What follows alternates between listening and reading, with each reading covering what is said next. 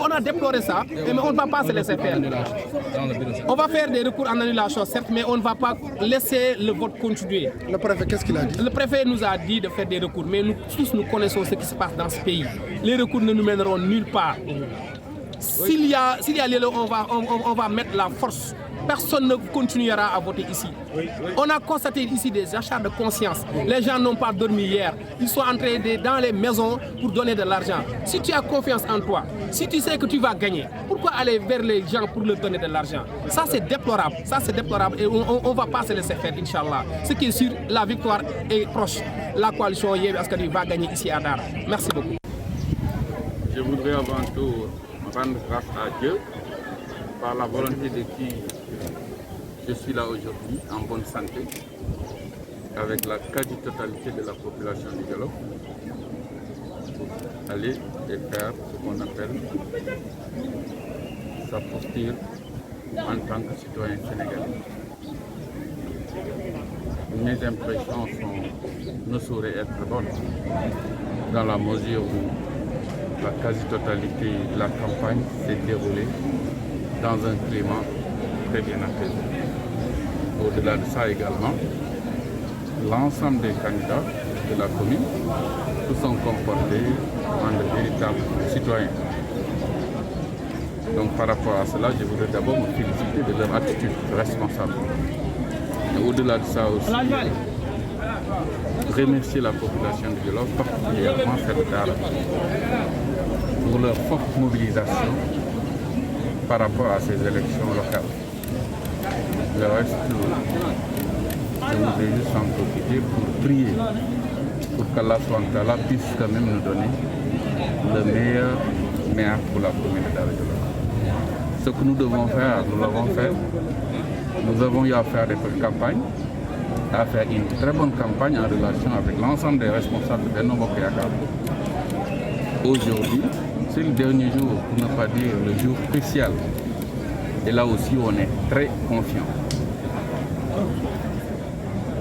Notre attitude d'aujourd'hui ne saurait être très, très, très bonne. Donc, on remercie tout le monde, mais aussi nous remercions toute la presse que vous êtes.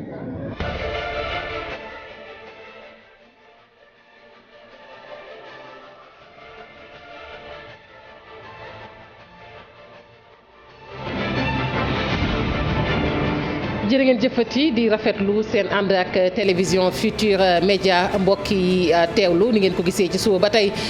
ñu nekk fii nag di leen rek jukkil li nga xamante ni moom moo fës tey ci woteek gox-goxaan yi tey ji ci dibeer ji askanu Sénégal sëgg ci rek ngir tànn kon seen njiital bokk moomeel muy lu am solo samay naataango yu ma wutu sànq yéen ko doon gis Binta Diallo ak doyen Malick Thiandoum ak seenub gan ñu wax lu am solo noonu nit lañ ko fas yéene rek wéyale fii ba jant bi so fii nag ba ñuy këpp rek mbañ gàcce muy lu am solo tey nag ma daal di dalal jamono ji may wax ak yéen Charles Faye nekk fii ci groupe Futurs Médias doyen Charles maa ngi lay nuyu. di nuyu bu baax a baax ak suñuy téléspectateur ak soxna bi teew fi. ma ngoog gan gi tamit teew na ñu fas yéene ko dalal moom it ndax xam nañ ni li fas yéene tukkee ci kàddoom dana doon lu am solo dana doon it lu yitteel askan wi Khady Fall Tall bokk ci ëttu jàmm waaye tamit bokk ci plateforme boobu di jàmmi réew mi waaye tamit ci société civile bu sous-régional maa ngi lay nuyu bu baax a baax Khady Fall Tall. maa ngi lay fay di nuyu Charles di ko apprécier et puis di sant tous ceux qui sont en train de nous regarder ci bésu tey bi nga xam ne c'est historique pour le Sénégal di la gërëm yooyu di la sant ci invitation. ma ngoog di fàttali rek ne suñuy ndaw ñu ngi ci terrain bi ci suba ba tey ku ci nekk nag daanu la fekk fa nga ne ngir ñu jukkil ñi la fa gën a fës ci xibaar balaa ñuy door nag Oumy Samb teew na Miss Météo maa ngi lay nuyu Oumy Samb. maa ngi lay fay bu baax pardon ma naan Fatou Kiné tonton Charles maa ngi lay nuyu ainsi que soxna si tey nag maa leen fi teewal Fatou Kiné pour vous relayer les informations yi nga xam ne ñi nekk ci bureau de vote yi ñoo ñu yónnee ay vidéo en temps réel pour citoyens yi nga xamante ne nekkuñu fa ñu mën a am les bonnes informations en temps et en heure encore une fois parce que tey jii nii on est tous des journalistes avec suñu téléphones yi ñëpp ñu ngi ci bureau yi donc photo leen des réactions pertinentes ñu ma mën ko relayer fii nii ñëpp mën a am les bonnes informations. Je vous donne le numéro WhatsApp. C'est le 76 328 48 25. 76 je répète 328 48 25 yéen ñi nekk ci bureau de vote yi yónnee leen ñu ay vidéo ak ay photos ma transcrire ko ci écran bi. Vous pouvez également faire des commentaires sur les plateformes comme Facebook et YouTube de la TFM. Pour le Twitter, ce sera le hashtag Sunulocal avec ES à la fin 2022. Twitter Sunulocal 2022. C'est ça le hashtag Fatou Kiné Deme. Entre guillemets, ce sera la météo. Électorale, exactement. Voilà, tout à l'heure di nga ñëwaat rek. ma joxe température yi. moo que nous avons créé évidemment tey ci beneen facette lañ lay gis kon ci kanam tuuti di nga dikk rek ma bàyyi la nga dem waajalaat. ndax xam naa ni réseaux sociaux yi. tey dama koy xool en temps réel pour mën a joxe information yi les plus fraîches possible. waaw ma ngoog kon delsi ci. waaw delsi ci ma ngoog kon ma bàyyi la nga dem waajal. c'est ça on se retrouve tout à l'heure ngir indi xibaar yi. Mangook ñu lay jaajëfal bu baax a baax Oumy Samb ni ma ko waxee woon sànq maa ngi ci plateau bi ak doyen Charles Faye Charles rek balaa ñuy ubbi waxtaan bi yaatal ko ba ci suñu gan dama lay bàyyi rek tout rapidement nga jàngatal ñu li nga xamante ni moo xew ci suba ba tey gis nga candidat yi ak discours yu tukkee ci ñoom nan nga jàngatee déjà vote bi ni muy déroulé ci suba ba tey. jërëjëf jàngat bi moom lu ñuy njëkk a constater mooy que le discours si ñoom ñëpp quand même il y a une certaine cohérence et convergence si benn vote apaisé. C'est vrai que parfois dinañ dégg yoo xamante ne day quelques manquements qui relèvent discours yoo xam ne nit ñi kontaan ñu parce que day relever tout simplement de yenn manquements yu ñu constaté si ay bureau de vote et les gens se sont plaints par rapport à ça wante tam lu ñuy gis aujourd'hui mooy que élection yi pour la première fois aussi nga xamante ne te Pape Diop ancien maire de Dakar wax na ko mooy que quand même pour la première fois les Sénégalais les citoyens dinañ voter directement seen maire kooku dafa doon lu am solo. loo xamante ne xëy na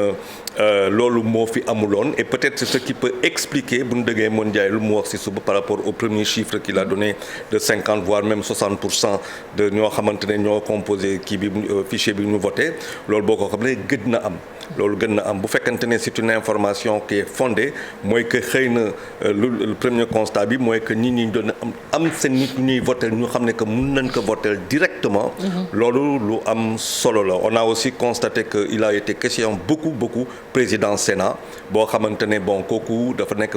genre point noir boo xamante ne ñu bëri ils ont reproché que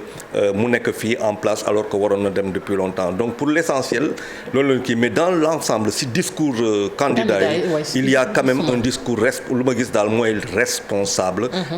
wootewuñu leneen lu dul respecter pour l'essentiel résultat yoo xamante ne mooy dal tout à l'heure ma ngoog discours daal boo xamante ne discours jàmm dal la ñu nemmeeku ndax wax dëgg soxna Khady Fall moom la ñuy xaar ci ñoom muy discours boo xamante ni discours bu dal la discours boo xamante ni ci jàmm lay xiirtal doomu aadama yi yow it également balaa ñuy xuus ci yenn ponk yi am solo yi nan nga jàngatee déjà déroulement vote bi xëy na lu ko jiitu sax xëy na dañuy delluwaat gannaaw tuuti balaa ñu ñëw ci vote bi ndax gis nañu campagne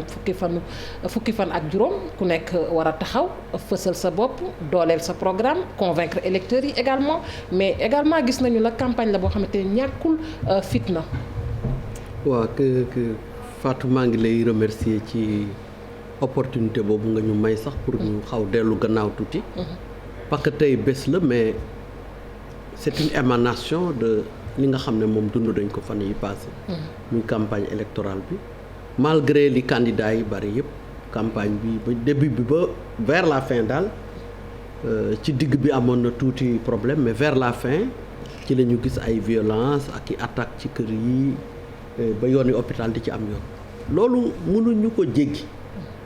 pour di wax tey parce que tey moo taxoon loolu yëpp am je pense qu'il est extrêmement important que ñu xam ne tey bés la bon évidemment tey ku nekk di nga jéem a def attention tant que proclamation amul parce que y a des heures yu problème di am ci élection problème du xëy rek commencer am le matin nii c'est entre électeurs wala des choses comme ça les vrais problèmes interviennent à partir de 18 heures moo tax ñu war a sóor lu bari war ci taxaw teel parce que nag y a eu des discours très incendiaires vers la fin de la campagne loolu yéen ñëpp assisté ngeen ci discours yoo xam ne vraiment da ngay tiit le lendemain am ci localité yoo xam ne yii la fa xew paaka yeeg jaasi yeeg hôpital am ci yoon c'est-à-dire que le discours c'est très bien mais Fatou man li ma intéressé mooy discours bi dëgg la mais on ne peut pas dire qu'on n'est pas violent te ànd ak 20 personnes 30 personnes yu armées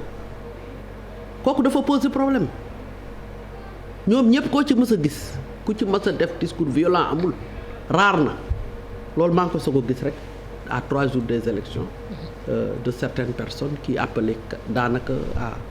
des positions yoo xam ne xaw na kéemaane mais loolu yëpp sax dañ koy def ci problème pression beeg tension bi c'est pas grave mais li ci nekk mooy en même temps qu'ils mettent des discours xoolal ñoom ñëpp seen gannaaw ku ci nekk tu as des gros bras yoo xam ne ñu ngi armé donc affaire bi mënuñu juger nit ñi seulement sur le discours man du ma def loolu man sama analyse dama koy yóbbu au-delà du discours te nag bala nga doon xam ne li ma la wax nii moo am solo nga contredire ci kenn temps bi muy discours dans les 5 minutes kii tere tout du doon la personne mais peut-être que ñu ngi arrêté ñi nga xam ne ñoo def dégâts mais il est temps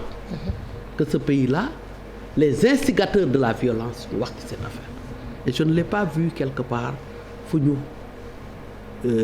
régler problème boobu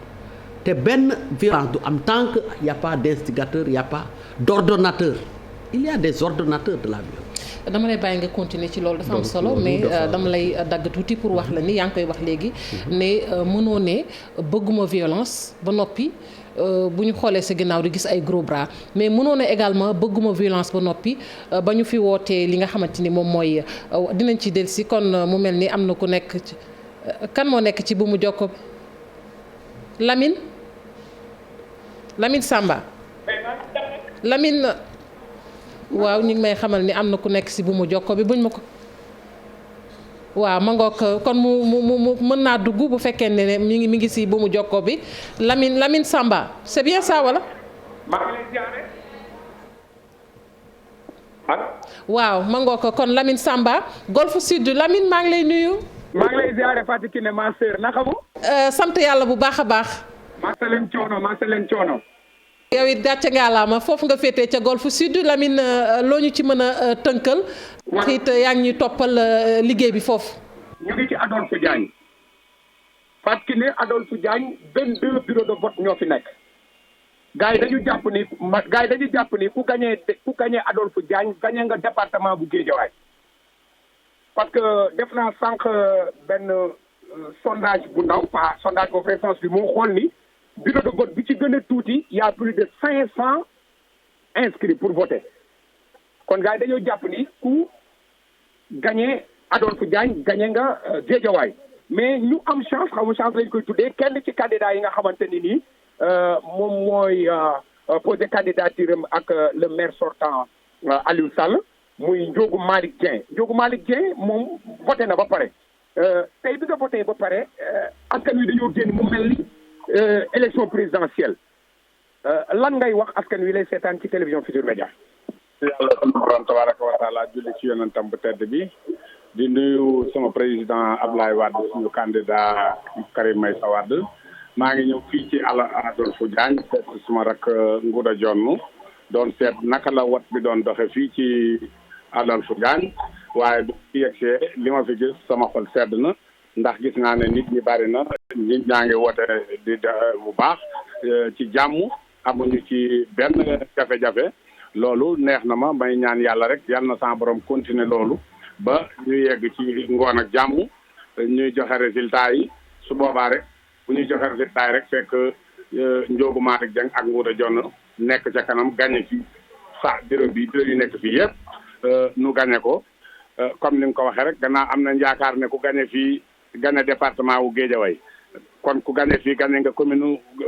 Golf Sud kon nag Ngouda gagnéel fii ma gagné fi ñu gagné département wu Guédiawaye nga nekk maire Golf Sud ma nekk maire ville de Guédiawaye nu ànd maag yow suñu programme liggéeyal waa Guédiawaye ndax ñun kat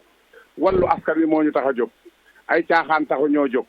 loolu moo tax yaakaar naa ne suñu programme ku ko gis nu ñuy def neeg ñi ngeen liggéey ak li ngeen def fii ci campagne bi dox ko ba mu jeex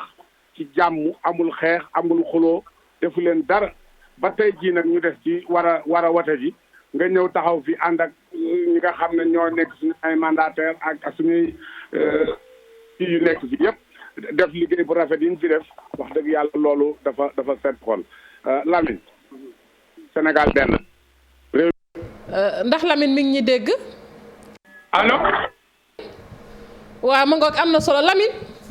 ndax mën nga dellusiwaat rek ci ambiance bi foofu ndax ñi ngi koy wax ci suba ba tey xam nga li gën ci wote yi mooy nanu ko def ci dal nanu ko def ci démocratie ñëpp dem wote ji ci jàmm ñibbi ci jàmm ndax dal googu nemmeeku nañ ko foofu nga féetee. waaw mais li ma jaaxal mooy bi ma gis dafa mel ni kon élection présidentielle moo am mais leneen loo xam ne tam nemmeeku naa ko mooy dal am na mooy premièrement dal am na y a la sécurité y a la police qui est là.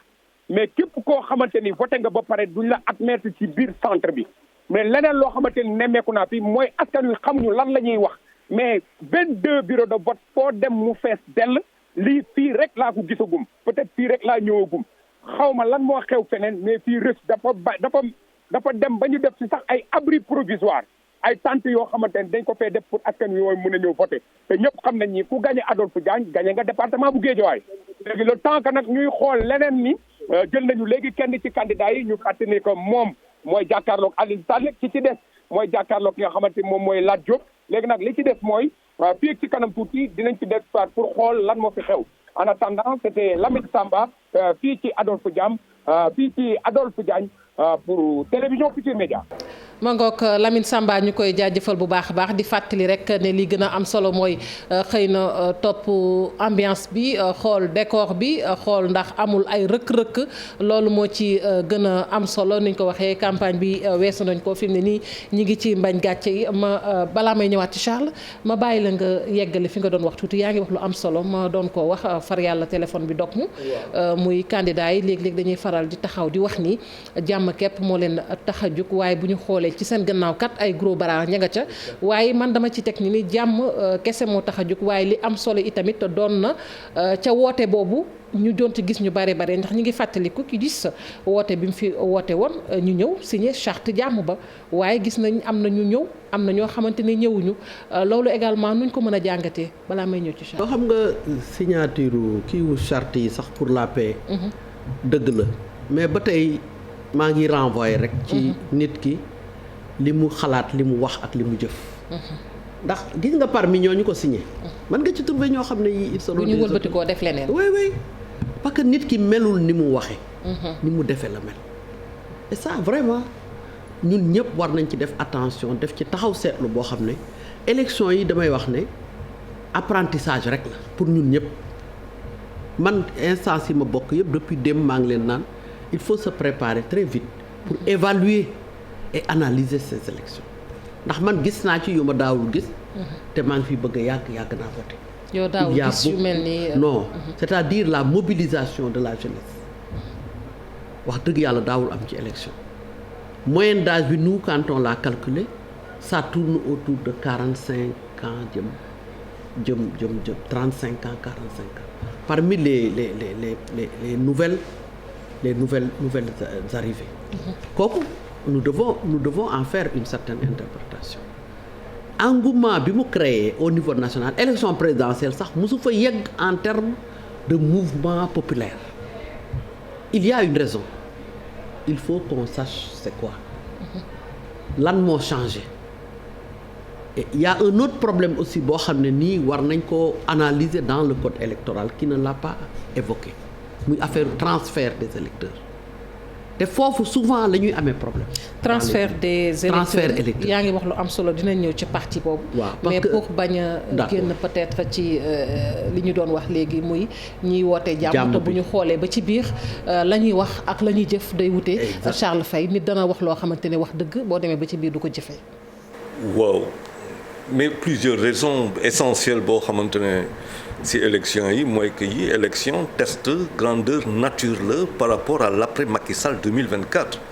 maanaam boo nekkee si wàllu pouvoir yaa ngi natt sa bopp te si biir pouvoir mu am ay ambition yoo xamante ne leeragul mu am ay enjeux yu am maanaa yoo xamante ne sax boo moytul bu demee boor c'est peut-être même l'implosion de Benno Bokk Yaakaar qui est possible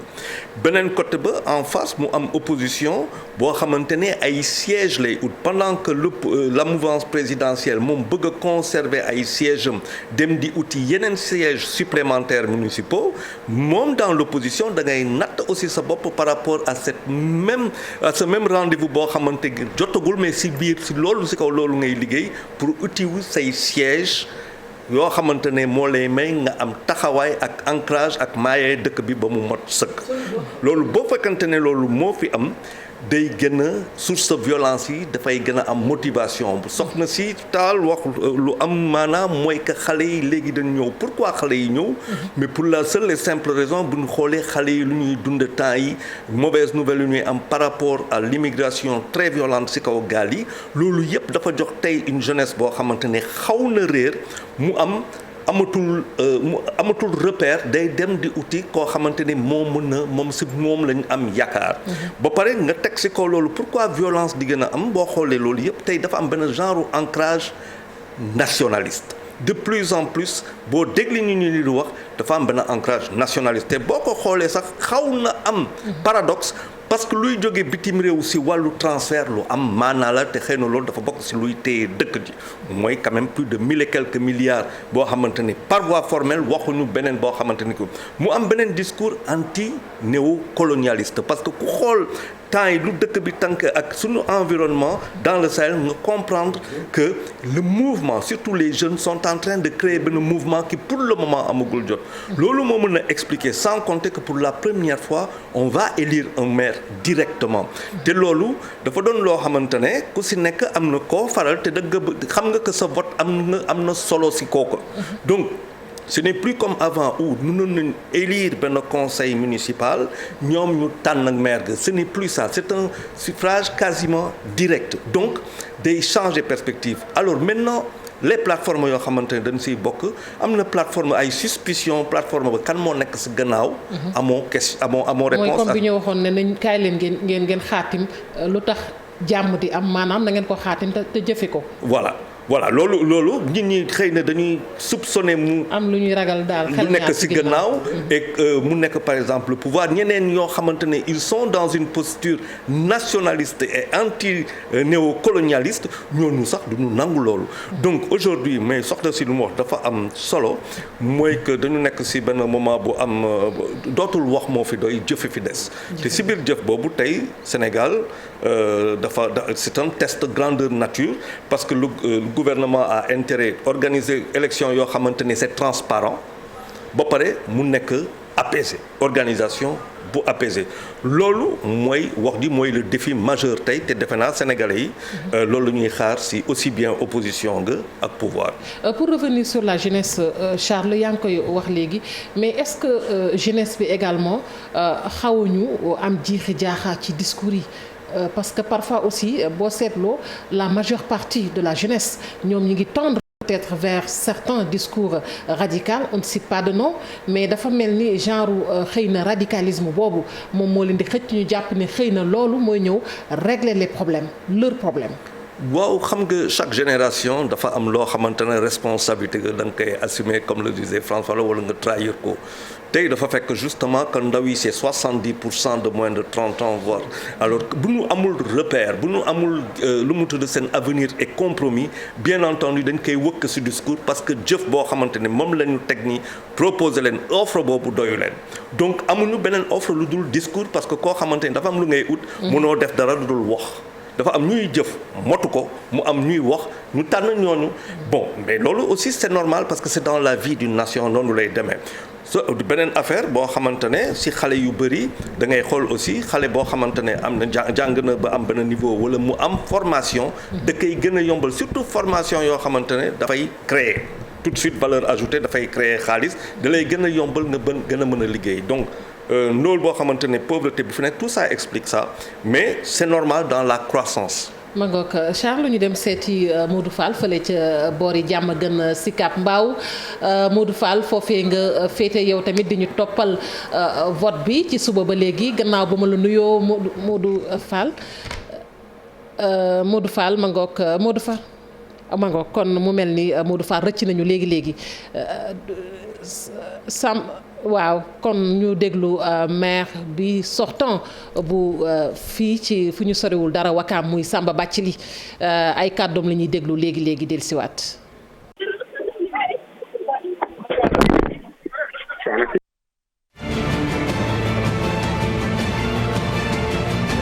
Influence il a déjà choisi son camp. Fii ku yaakaarul gañe yaay xeex waaye ku yaakaar gañe doo xeex gisoon ni ñu def suñu blanc bu bëggee di rek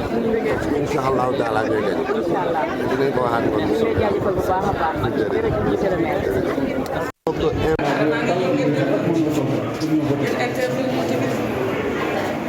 délégué de capacité Hadji Malick Sy 2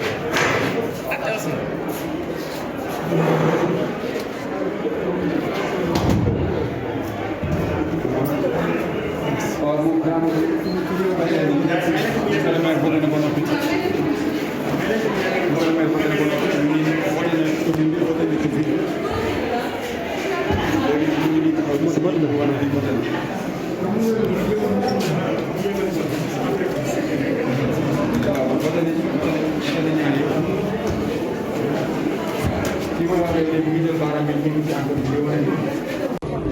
di def wareefu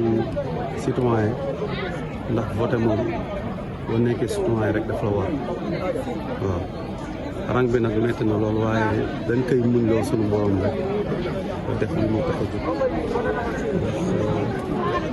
adduna moom boo fi nekkee da ngay def li la war rek bàyyi li la warul voté bii nag ma voté tey yàlla du mu nekk sama mujjum voté sama àddina mu voté ay at yu bare di fal ki nga xamante ni moo nekk suma xol moom laa bëgg ma fal ko parce que àdduna nag yàlla dafa bind wàccee nu fi pour ñuy dox li nga xamante ni moo nu war waaw kontaan naa nag ci jàmm ji ma gis ci dëkk bi xam nga candidat yi ñoom ñëpp gis naa leen ñu ñëw ku si nekk ñëw nga saafonteeg militant yi xam nga jàmm am ak salaam gisuma fi benn bruit te soo ba léegi ñu ngi dégg am na gox yu nga xamante ni ñu ngi yëngu mais fii kenn déggu fii benn bruit loolu ñu ngi koy sant yàlla bu baax di ko sant borom dëkk bi muy Seydina Issa mi nga xamante ni moom moo ñu population bi si yar ak discipline xam nga franchement lii sedd na sama xol yàlla na jëm kanam.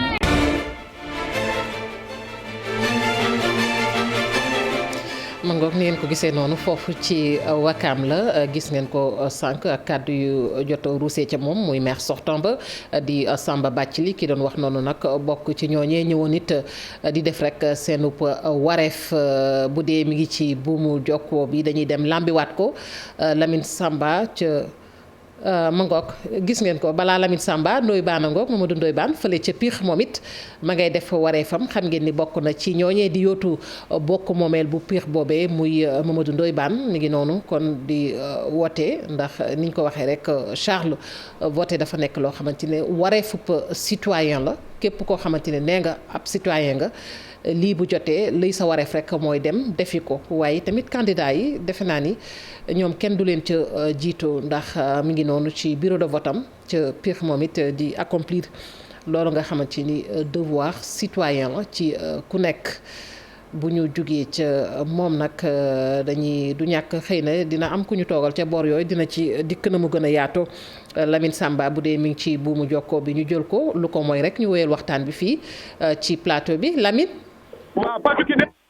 ma ngoog Lamine xanaa nga dellusiwaat rek ci yëf ya na mu demee foofu li ci gën a am solo nag Lamine mooy li ñuy bëgg a xam rek mooy déroulement ba foofu bu dee rëkk-rëkk dafa am ak yooyu ndax ñu ngi koy wax sànq defe naa ni fukki fan ak juróom doy na sëkk nag ci candidat yi la ñu war a wax ñu wax ko tey li ñuy xaar rek mooy xëy na loo xamante ni kàdduy jàmm lay doon bu mu doon leneen Lamine ma bàyyi la rek nga dikk ak ñun ci li nga xamante ni moo fës jamono jooju foofu. Fatou Kiné raak moo fi am raak bu ñu nee raak mooy xeex la ñuy wax quoi ay tifaare sax jot na fee am parce que ministre nee na Fatoumata Tall moo ñëw ci nga xamante ni moom mooy école Adolphe Diagne bi mu dugg see ci biir ñi nga xamante ni ñoom ñooy représentant yeneen parti yi dañu la ko na génn parce que amul dara lu mu fiy def lim fi war a def mooy dem feneen fu muy voté moom amul droit ñëw ci nga xamante moom mooy ci centre bi ñi mu àndal bien sûr ay garde corps la àndal loolu ñooñu ak ñeneen ñi nga xamante ñoom ñoo fi nekkoon commencé nag jàppante kurpeñ sax jot na fee jóg kurpeñ jot na fee jóg ay tifaare saaga jot na fee am waaye am nañu sax ki nga xamante ne ni moom mooy interview nee na Fatoumata Tall envoyé naa leen ko ngeen dégg lu mu wax mais ne les télévisions font beaucoup de bruit foo dégg ñi nga xamante ni ñooy indi coow ñooy ñi nga xamante ni ñoom ñoo faible Fatou Kiné ma fàtte leen ne fi nga xamante moom mooy Adolphe Diagne dama koy waxaat ko 22 bureaux de vote moo fi nekk te li fi inscrit ëpp na 590 électeurs ci bureau de vote bu nekk loolu moom moo tax nag ku ko gagné nga département bu Guédiawaye loolu moo tax nag coow lu xaw ci bëri jàppante amoon na fi mais maa ngi nii di seen oto ministre nee na Fatoumata Tall mu ngi dem li mu wax nag ci gàttal mooy moom mooy directrice su campagne yu Alioune Sall am na droit dugg ci centre yi vérifier lan moo fi xew mais ñi mu àndal ñeneen ñi nga xam ñoom ñooy représentants yi ñoom ñoo ne bu fi amee na génn nu mu gën a gaawee jàppante am fi ay poñe am fi ministre bi taal na otoom dem ñeneen nag ñi nga xamante ñoom ñooy représentants yi ñoom it dugg nañu tranquillement ci bureau yi kenn ku ci nekk représentant nga dugg nga ci bureau yi dem mais loolu moom moo fi amoon mais sànq daal tàngoon na jër tifaare yeeg poñente yeeg doo fekk du ma fi bari moon na fi loolu Fatou Kiné dem. Mangok ñu koy jaajëfal bu baax a baax Lamine Samba nekkoon foofu ca Golfe Sud ñu yegg ba boori Linguère fekk ji fa sunu naataango Mouhamadou Moustapha Ndiaye maa ngi lay nuyu bu baax a baax Mouhamadou Moustapha. Fatou Kiné maa ngi lay fay. yaa nga foofu ca Linguère loo ñu mën a jàppal ci subaak léegi. waaw li ñu mën a wax rek fii ci département bu Linguère vote bi démarré na. waaw ci suba ba léegi centre yi ñu ngi fees benn lim bi ñoo voté fi ci yenn centre yi ñu jot a dem nga xam ne le ministre de l'équité sociale et territoriale di Samba Ndiobène Ka fa la voté bi mu pare sax def na déclaration woo nit ñi ci jàmm waaye nag li ñu nemmeeku rek mooy ci benn centre bu nekk fële ñu naan école municipale foofu nag bureau 7 ba jamono yi dañ koo tëjal ndaxte waa Yewwi Askan Wi li ñu wax mooy dafa am ay nit yoo xam ne dañoo jóge fële ca Kaolack Congrès ak fële di Touba ñëw fii ngir voté te dëkkuñ fi looloo waral ñu ne képp ko dëkkul ci dëkk bi du fi voté maanaam li nga xam ne mooy transfert d'électeurs yi moom la ñuy ñaan yi ba looloo tax jamono ji dañoo arrêté bureau boobu jamono ji nekk ñu wuti sécurité pour bureau boobu mën a continuer en tout cas fi ñu toll nii am na ay jàmmaarloo yu fi jot a am sax waaye ba léegi daal bureau boobu doxatul. Amadou Moustapha Ndiaye ñu lay jaajëfal ma bàyyi la nga wéyal liggéey bi. waaw xanaa di la rappel rek fii ci département bu Linguère am na 124 913 votants centre de vote yi ñu ngi toll ci 232 bureau de vote yi ñu ngi toll ci 349. jërëjëf Mamadou Moustapha Ndiaye yaa ngi wax lu am solo waaye tamit laa ngi wax loo xamante ne léegi sunu gan mi ngi koy ñaawlu muy soxna Khady Tall muy transfert d'électeur bi nga doon wax justement dégg nga sunu naataango ba nekk ca Linguère am na ñoo xamante ne dañoo bawoo feneen ñëw bëgg a voter daanaka loolu sax indi fa fitna. waaw parce que par expérience transfert électeur amul benn élection bu mës a am te du ci problème bi foofu lay tàmbalee à partir de 13h jëm 18h. te transfert d'électeur foofu bokkoon na ci argument yi nga xam ne vraiment boo dégloo fin wu campagne bi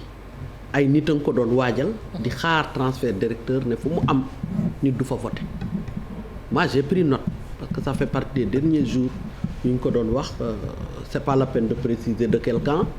mais transfert d'électeur dafa nekkoon au centre de leur préoccupation yi nga xam ne moom lañ doon quitté naka jekk ça c'est toujours passé comme ça il s'est trouvé que dans le code électoral l'article R 116 qui stipule, qui parle de quelle est la qualité d'électeur, quand est-ce qu'on a la qualité d'électeur, a juste mis une ligne pour dire que à qualité d'électeur, celui qui est inscrit sur un bureau de vote, il a le droit de voter. Xam nga ça ne règle pas le problème. Donc bari na yoo xam ne yii boo xoolee le code électoral de bout en bout, il faut ñu contextualiser ko par rapport aux différents éléments de jurisprudence yi ñu rencontrer comme difficulté dans l'exécution des votes boobu ci la bokk. il faut ñu lijjanti ko quand même. su fekkee ne jafe-jafe la boo xam ne à chaque fois day ñëw. et c'est pas légiféré am na moyen pour ils n'ont pas légiféré sur ça parce que qualité directeur da nga koy am avant de t'inscrire yaa ngi jël certificat de résidence fi nga dëkk wane ne fa nga dëkk yooyu yëpp boo ko remplir ba pare ba ñëw inscrire dès lors que nga inscrire rek boo jóge woon xëy woon jóge Tamba ñëw am nga droit voter ça nag il faut que évidemment il faut s'arrêter là-dessus parce que autant il y a beaucoup de débats sur les élections autant les problèmes yi nga xam ne c'est assez profond ci biir kii bi les gens ne s'attardent pas ça te loolu nag mooy faral di indi à partir de 14 heures fii ne xeex boo dégg ci bureau kii problème transfert kii du fi voter parce que dëkku fi donc il faut ñu régler ce problème là. il faut c'est pas réglé parce que amul texte. il faut ñu communiquer alors pour nit ñi xam. alors foofu nag la problème bi nekk parce que s'il y a des acteurs yoo xam ne joué nañ seen rôle dans ces élections et je le dis très objectivement c'est la presse de bout en bout mais xoolal li ngeen def ni ku nekk taxaw di wax en direct en même temps on constate l'absence de l'État c'est-à-dire du ministère de l'Intérieur ak Sénat moi je viens de Rufisque comme ça où on vote dans 3 da ngay voter commune voter ville voter département j'ai chronométré j'ai pris 16 minutes pour faire cette activité pour voter rek loolu boo ko calculer dans la journée tu auras combien d'électeurs c'est un très grand problème et ils sont régis par la même fourchette temporelle que les autres qui ont 2 boîtes donc ça c'est des choses yoo xam ne war nañ ko actualiser dans le code parce que bu ñu ko defulee 6 heures il faut ñu tëj fekk ña voté bari wuñu te beneen problème bii nga xam ne c'est toujours dans le code d'après ñun analyse yu ñu def yëpp et on va tout évaluer après la réunion il y a 2 zones où il y a 2 candidatures mangook ñu jël léegi Jo Maron balaa may ñëw ci Charles Jo Maron mi ngi fële ca Parcelles Assainies Jo Maron maa ngi lay nuyu. maa ngi lay Fatou Kiné. foofu ca Parcelles Assainies loo ñu mën a tënkal ci subaak léegi ci jamono ji Parcelles Assainies boobu ak maire sortant ba fa nekk déjà ñu gën ko xam ci Moussa Sy ak yeneen i candidats yu samp seenum dënd waaye li ñu bëgg a xam rek mooy fan la ñu toll mbaa amul benn incident ak it la xew jamono ji. jërëjëf Fatou Kiné ñoo ngi fii ci école 14 fi nga xamante ne ñaari candidats la quand même ñoo voté fii mais li ñu mën a nemeeku mooy ba 11 heures tegale au moins ñeent fukki simili am na ay bureau de vote yoo xam ne tàmbali wuñu woon mu nekkoon loo xam ne xawoon na indi ay jafe-jafe ndax askan wi nga xam ne ñoom ñoo fi ñëw depuis 7 heures bu 8 heures jotee ñu yaakaaroon dinañu commencé woote waaye mujjul antu loolu taxoon nag meroon nañu lool fii ñu mën nañu nemeeku ne ci école 14 ñaari candidat woote nañ fii mooy ki nga xam ne mooy Mamadou Wane ci turu parti socialiste la woote nekkoon premier adjoint au maire Moussa Sy bokk ci adversaire am yi waaye fii aussi mën nañu demee ko ki nga xamante ne mooy Jamil Sagna nekk aussi coalition Yewwi Askan Wi moom aussi bi la woote mu ñëwee dafa ñaawlu nag li ñu doxalee affaire bi mbir mi fii ndax dafa ne mënul nangu ci réew moo xam ne quand même yàgg nañu am expérience ci mbirum organisation élection ñu toog ba ay 9 heures ba 10 heures mu jubëgg a woote te mënuñu woote loolu nag ñaawlu na ko laata muy dem ki di Mamadou Wane moom ci parti socialiste moom bi mu pare rek dafa woote maanaam jàmm daal di am fii ci bu gagné moom moo gagné mu mën a yor mairie bi mu nekk liggéeyal askan wi nga xam ne ñoom ñu nekk ci Parcelles Assainies bu ñu demee ca fale école 8 foofu nga xamante ne foofu la Moussa Sy mooy maire sortant bi te mu dem ci tour coalition Benno Bokk Yaakaar moom nag dafa ne moom ñaawlu na d'abord manquement bi nga xamante dafa amoon fii waaye nag dafa ne daal bureau fair play la ku gagné rek yow yaa gagné donc li ñu mën a nemeeku mooy ci début bi ay mbirum encre moo manqué woon ci école yu bari rawatina fii ci école 14 ak aussi ay PV ak li nga xam ne mooy ay liste foo xam ne boo pare foofu nga war a signé loolu yëpp manqué woon na ci école bi nga xam ne mooy école 14 ñi nga xamante nag ñoom ñoo fi woote bari na lool ndax boo ko seetee fii lu toll ci 2 fukki bureau ak 2 ñoom ñoo nekk fii ci école 14 jamono ji ñoo ngi foofu to ba léegi askan wi nag bari nañ fi lool rawatina ndaw ñi nag mu mel ni ñoom ñoo fi gën a bari depuis 7 heures ñoo ngi fii Fatou Kiné cant ak ngërëm ñeel na la Jo Maroon foofee ca Parcelles Assainies ñi ngi wax léegi wàllug fitna xibaar bi ñu dab léegi tukkee nag ci maire sortant ba ca diwaanu Ziguinchor di Abdoulaye Baldé gannaaw nag ba mu wotee ba pare moom maire sortant boobu mi ngi wax ni ab militant buy doon wuyoo ci turu Moustapha Diatta gannaaw nag ba mu battre campagne ba noppi doon nag ñibbi ca këram daal ca lañu ko daal di jam paaka ka ñu teg baaramu tuuma nag nee nañ kenn la koo xamante ni ab militant la bu Pastef moom waa jooju nag ñi ngi ko rek jamee ci wetu camp sapeur pompier ba ñu koy rawale nag di ko yóbbu hôpital gannaaw bi mu ñàkk bakkanam démb ci guddi la Abdoulaye Baldé kàddu yi mu yëkkati gannaaw bu mu wotee ba noppi dénk ko sunu naataango ba ca diwaanu Ziguinchor Boubacar Diassi. sacrifié nañu ba d'ailleurs may déplorer benn incident bu grave boo xam ne daf ñu daal ñun waa coalition UCS Mbolo mooy que suñu benn volontaire pour tudd Moustapha Diatta le benn jeune Pastef jam te boo loolu mu ngi xewee jeudi Castor côté sapeur pompier donc ñu doon yóbbu woon ko hôpital yàlla jël bakkanam tey si guddi. donc di jaale yaayam waxtaan léegi ak yaayam elle était dans un état totalement effondré jigéenu parti bi aussi ñu ngi foofu au niveau de la maison mortuaire donc di déplorer situation boobu di ñaan yàlla rek que toute la lumière soit faite sur cette affaire boo xam ne affaire bu grave la donc de toute façon gendarmerie saisir nañ déjà la section de recherche saisir nañ dossier bi et que ñu ngi si wéy ñu am yaakaar ni que déjà arrêté nañu ko xam ne moom moo def ñaawteef boobu donc di ñaax ñëpp ñoo xam ne ñoo ànd ak man nañu ànd ak dal ku voté rek ne leen ñibbi parce que ñëlee xam nañ ñu perte nañ ba pare donc léegi lu leen desee mooy def xeex def violence pour que yëpp yi peut-être mu am jaxasoo nit ñi jaxase xel nit ñi loolu mooy seen stratégie donc bu si kenn ànd élection yi ñëpp xam nañu que Ziguinchor yàgg nañu organiser ay élection yu jaar si yoon man mi ñàkk naa si ay élection gagné naa fi ay élection donc par conséquent doo ñëw si benn dëkk rek nga ne yow rek yaa fi nekk alors que démocratie c'est l'expression plurielle des opinions mais aussi ku nekk day dem wax ak citoyens yi et puis élection yi du benn c'est pas la même nature donc il faut pas que déjà nga autoproclamé wu résultat vainqueur nga ne doo reconnaître beneen résultat loolu tax ba ngay prolonger campagne électorale bi continuer di ŋàññi nit ñi di continuer di def ay caravane di jéem a dugg ci ay centre de vote pour jéem a perturber vote bi loolu du suñu cër du cëru kenn dañu war a nekk ay mag war a nekk ay kilifa surtout bu ñu waree aspirer ci yeneen responsabilités yi je pense que loolu dañ koy ŋàññi nañu dal ku nekk dal voté ñibbi bu soobee yàlla moom tànn na koo xam ne mooy nekk maire ba pare donc te loolu amee aussi ne ko ñëpp nangu xam ne que loolu mooy ndogalu yàlla.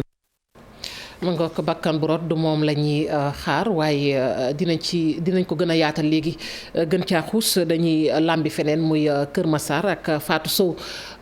moom bu bokk ci coalition gëm sa bopp foofee ci Kër Massar ñi ngi xamal ni dañu ko teg loxo Kër Massar googu Fatou Bintou Konté la ñu fay fekk ci gannaaw bu ma la nuyoo Fatou Bintou ma bàyyi la rek nga dikk ak ñun ci lu gën a fës foofee ci Kër Massar ak li ma wax léegi muy nouvelle bu yees bi.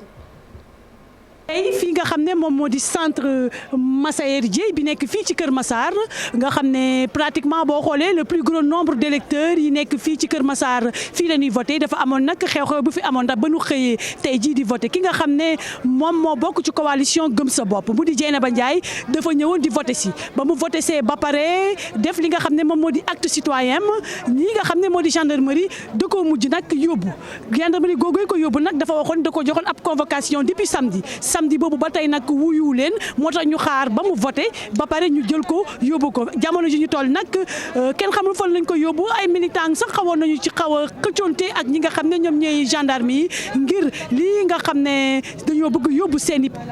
candidat ñu bañ koo yóbbu wante nag jot nañ koo yóbbu kenn xamul fan lañ ko yóbbu jamono ji moom mii di Dieynaba Ndiaye nga xam ne bu nu fàttali ko jamono yee ñu wees dañ ko tuumaloon maanaam moom moo lakk kër benn militant ba benn xale mujj ci gaañu ak ki nga xam ne moom moo di maamam nekkoon ci biir kër gi lakk gu metti ñu doon ko jiiñ moom Dieynaba Ndiaye moomu ni ay naataangoom ñoom ñoo ko def.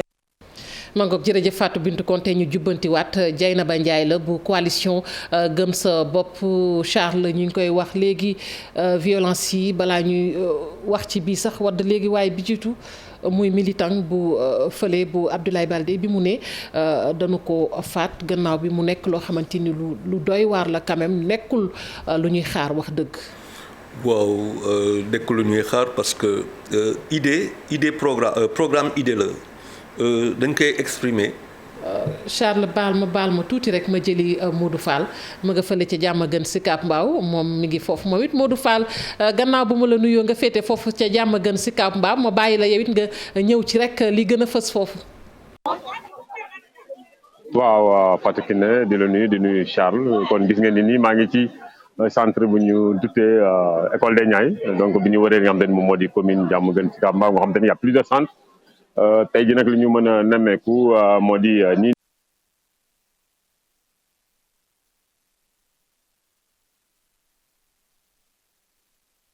jafe-jafe kon ak Modou Fall dinañ ko jëlaat Modou Fall du ñàkk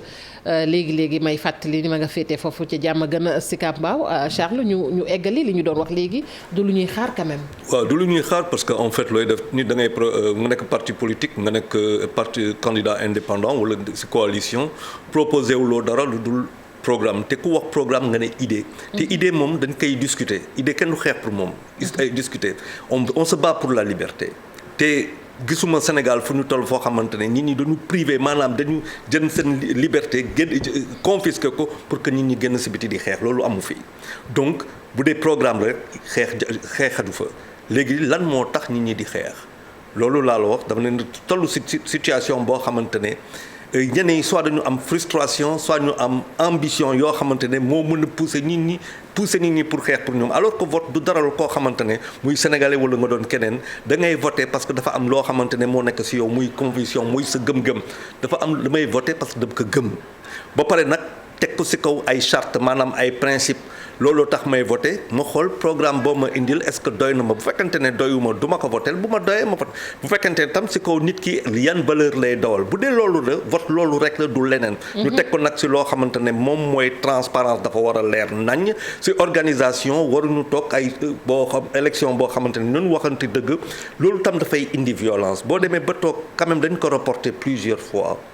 élection yi ñu reporté plusieurs fois la boo demee ba 7 ans après war ko def waru fa am benn manquement parce que da nga ko ameel Sénégalais yi boo xamante ne surtout que dafa am ay élections yu ñu génne woon avant présidentielle mu bëri coow donc tey c'était un devoir que teg Sénégalais yi dans des situations en tout cas ñuy voter sans problème maintenant pour ce qui est arrivé heureusement que Fatou Bintou leeral na kii bi balaa que nit ñi dem di wax leneen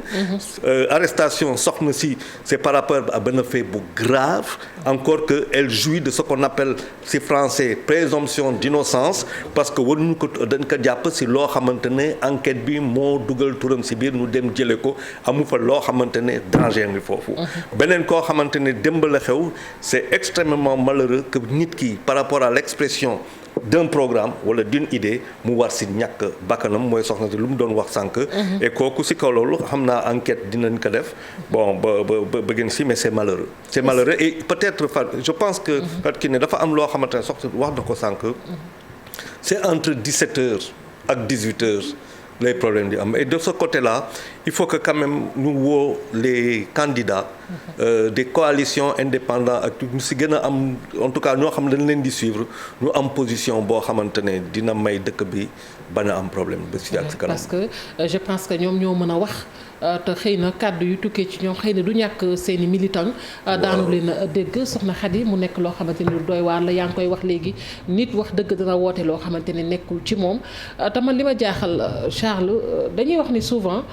ñun on copie sur l'Occident mais dafa am ci yenn fànn yoo xamante ne dafa mel ni copier wul leen ci leur manière de faire bu fekkente ne dañuy nekk ñoom ci jamonoy wote Charles mi ngi koy wax sànq je pense que guerre d'idées la war a doon guerre de programme la war a doon mais warul nekk fitna goo xamante ne nii daal dafay basé wu ci loo xam ne kenn xamut lan la. malheureusement notre démocratie ni ñu koy vivre ak fi mu egg du benn. xoolal les convois les caravanes là yi nga enregistré depuis pendant la campagne néew na ñu ci xam de quel programme il s'agit alors boo demee ci meeting yi nag moom sama mbokk yi femmes yi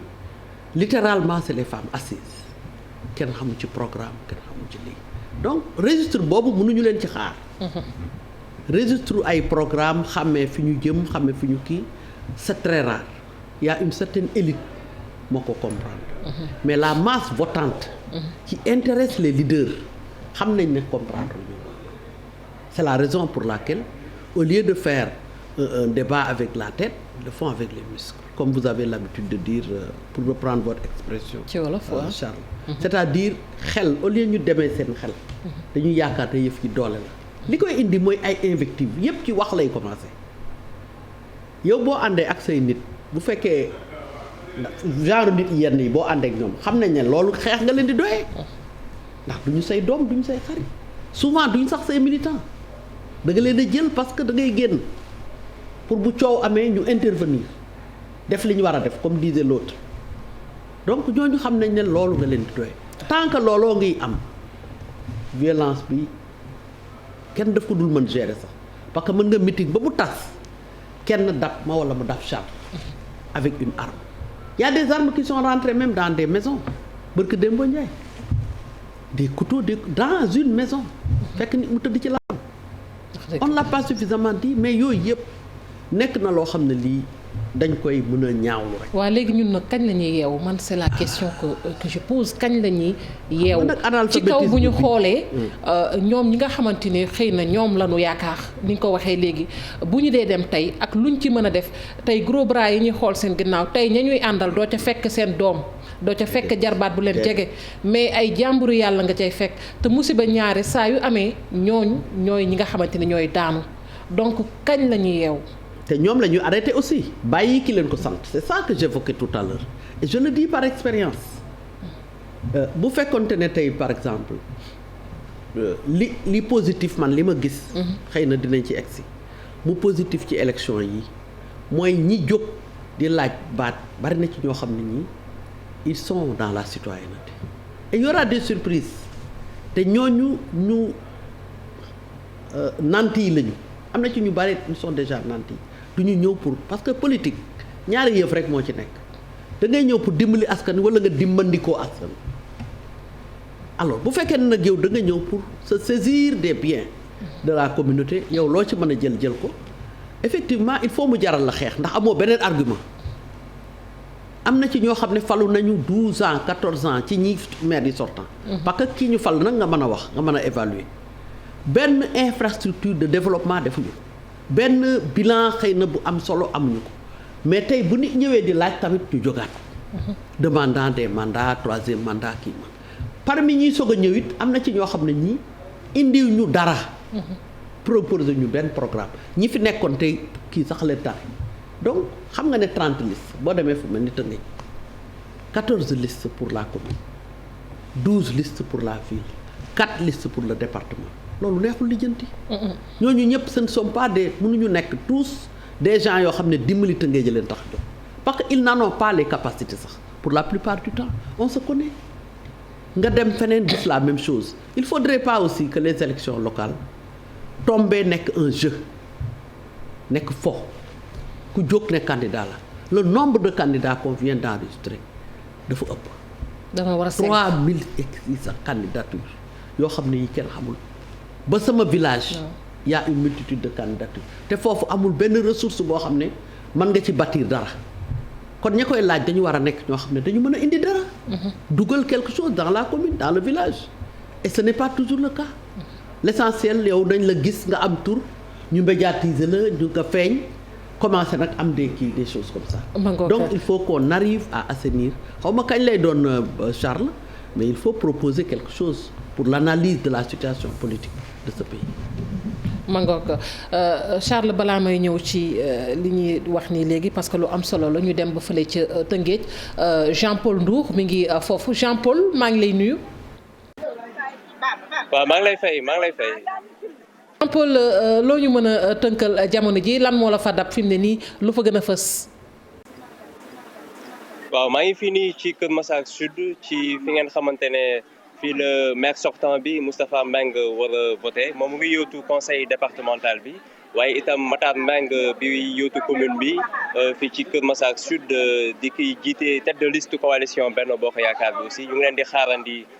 daanaka depuis 11h ñu ngi wax ne ñu ngi ñëw ñu ngi ci yoon bi waaye ba léegi gisaguñu leen bi mu leen mujjee woo sànq nee nañ dans quelques instants yu ñëw mais ba léegi ñëwaguñu sànq nemmeeku nañ tuuti violence diggante militant wu Gana Kebe yi ñi nga xamante ne moom moo jiite tête de liste faj mbëbëtu askan wi ak militant wu Moustapha Mbengue yi donc amoon sànq affrontement entre ñoom waaye takk der yi dem nañ ba intervenir ba am na sax ñoo xamante ne dugal nañ leen ci oto gendarmerie bi donc bureau 15 bi également nemmeeku woon nañ fa yenn jafe-jafe parce que président bureau de vote bi dafa génnoon benn instant pour jël carte électeur u personne troisième âge yi loolu indi woon coow bu mag jaxase rang yi parce que ñenn ñi dañ ne woon que day indi njublang ci wote bi après force de l'ordre yi ñëw takk der yi ñëw ba finalement yëpp rentré waat dans l'ordre donc loolu lañ nemmeeku fii ci centre bii di Castor di ngeen xamante ne moom moo nekk fii ci Sotrac bokk na ci bureau de vote yi gën a mag ci Kër Massar ndaxte am na 18 bureaux de vote. Paul Ndour Kër Massar Sud la féete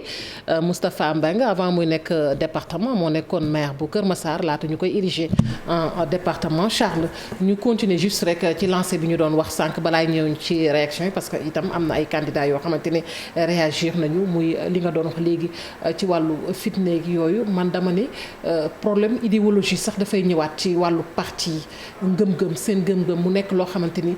tey dañu war a xoolaat idéologie même parti gëm-gëm bi ñu war a am gëm-gëm boo xamante ne dañ ciy tàggat tey ji la génération future. waaw c'est intéressant da ne idéologie parti yi am nañ idéologie mais ban idéologie la. ban idéologie effectivement su ma nee idéologie mooy tey ñu bari jàpp nañ ne parti dañoo am idéologie mais boo xoolee peut-être leur manière de faire leur démarche tu te poses la question est-ce que ñii am nañu idéologie. man ban pour man am nañ idéologie je vais dem si yokk alimentaire. une idéologie alimentaire.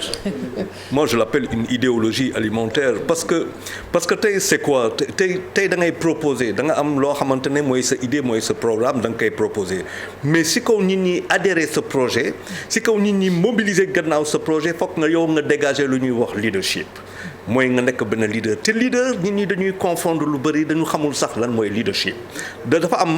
management bokkul ak leadership dafa nekk composante leadership un leader ce n'est pas un chef da ngay dégg chef de parti leader nangul nekk chef leader mooy koo xamante ne du la ne fait leader mooy ko xamante ne da lay ne faisons pour reprendre le docteur Cheikh Diallo que je sais donc dafa de c'est ça qui manque fondamentalement dans nos partis ñun dañu vertical nous sommes pas dans un leadership nous sommes dans le commandement mooy maanaam da ngay toog yor sa parti ne fa candidat ne fa secrétaire général ou le président de parti pendant 30 ans pendant 40 ans di buumi en aucun cas mënoo représenter ci kaw loolu lu ñuy wax démocratie parce que nanguwuloo ko parti yoo xamante ne amul congrès parti boo xamante ne amul renouvellement parti yoo xamante ne amul primaire si kaw loolu nga bëgg a ñëw après gën si loolu ñëw toog devant askan bi di ne le parti au pouvoir wala nga ne l'opposition ce ne sont pas des démocrates mais bien entendu dans ton parti xamoo sax luy démocratie donc l'idéologie mooy lu ñu doon wax sànq man daf ma leer bu fekkente ne taxaw pour changer la vie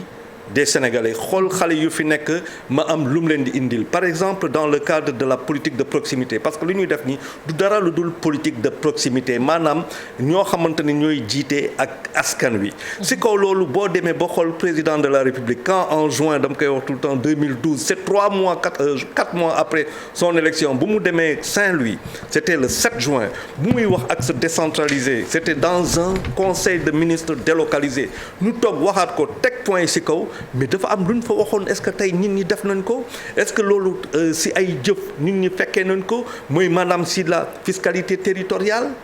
maanaam mooy loo xamante ne lu ñu waxoontoon par rapport aux entreprises de télécommunication lu ñu waxoon par rapport à l'entreprise de l'eau par rapport à la Sénélec est-ce que loo xamante ne parti bu ñu waroon jox collectivité yu ne parce que collectivité gox boo fa mënti dem ñooñu ñu ngi fa war nañ am taxe ñuy fay pour ñu jox ko 557 yi lan la bu ñuy wax les nuitées dans les hôtels ñu ne dañ koy redistribuer tout ça personne n'en parle parce que loolu mooy wax ja nit ñi lan la ñuy xaar mooy que dañ bëgg a nekk maire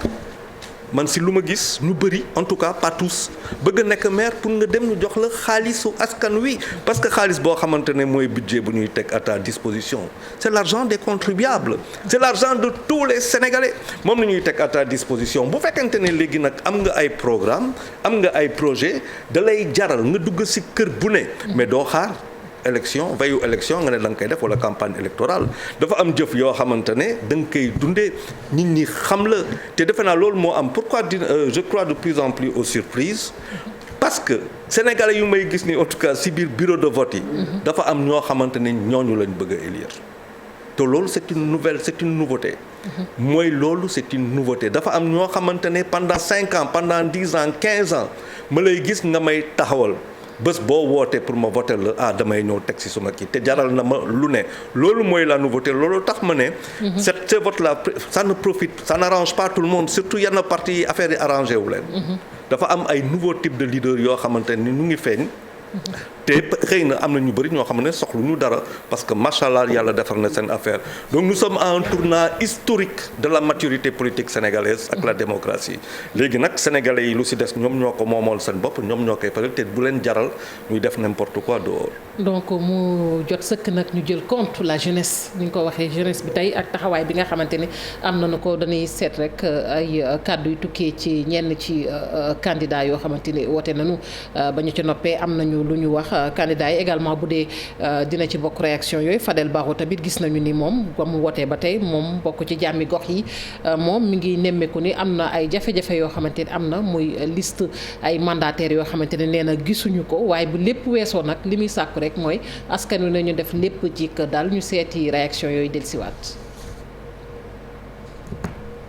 mooy ñun représentant yi nga xam ne aussi de mandataires yi ci bureau de vote yi.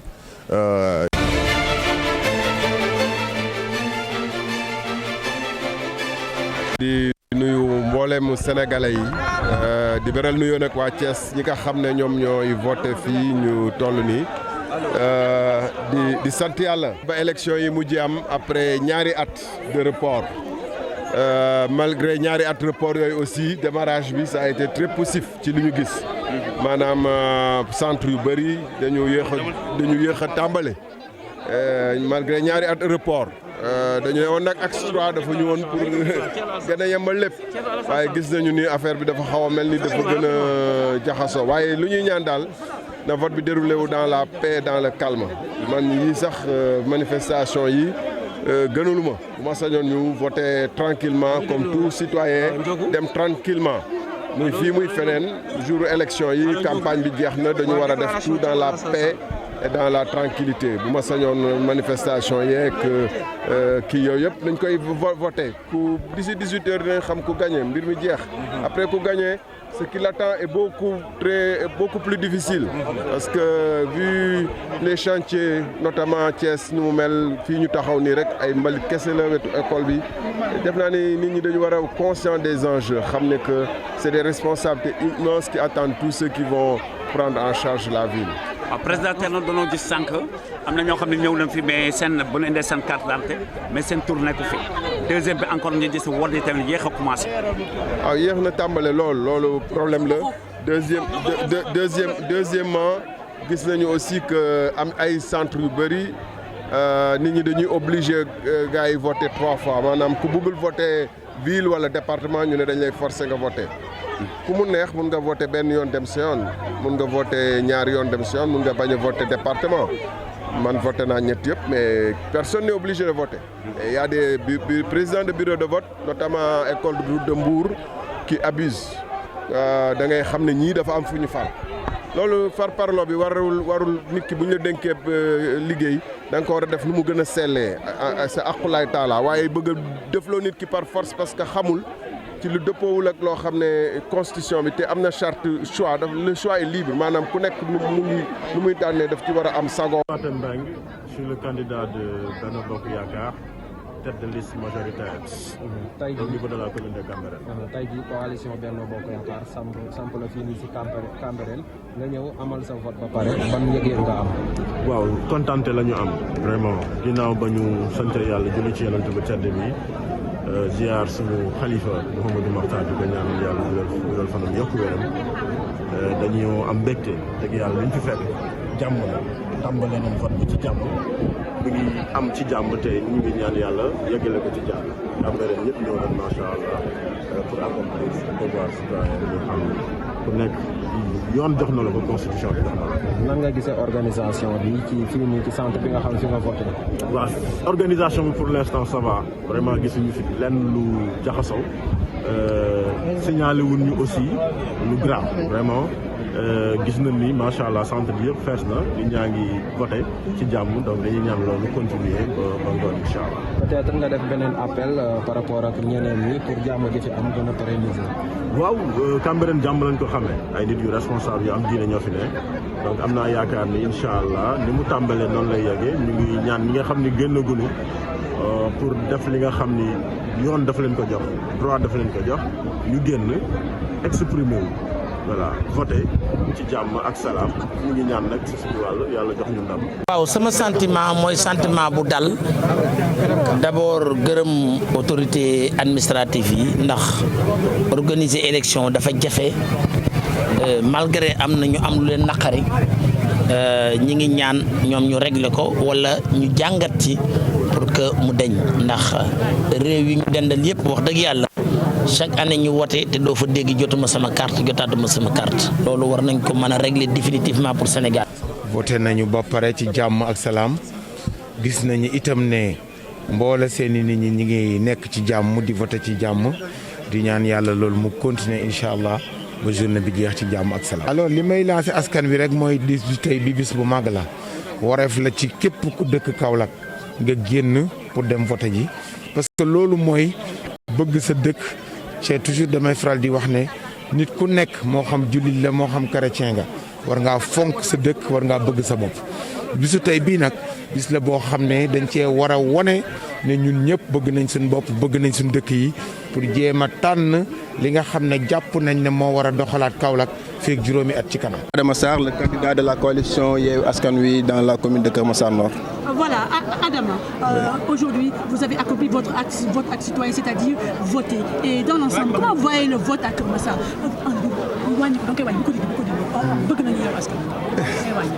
Bon, dans l'ensemble, le vote s'est passé dans le calme. Et en tout cas, nous avons vu une forte mobilisation des populations de Keur Massar, ce que nous saluons. sant yàlla di sant suñu borom di ñaan yàlla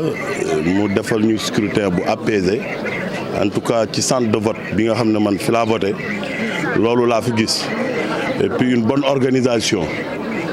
et puis des citoyens responsables qui ñu tax kenn ku ci ne li la war yaa ngi koy def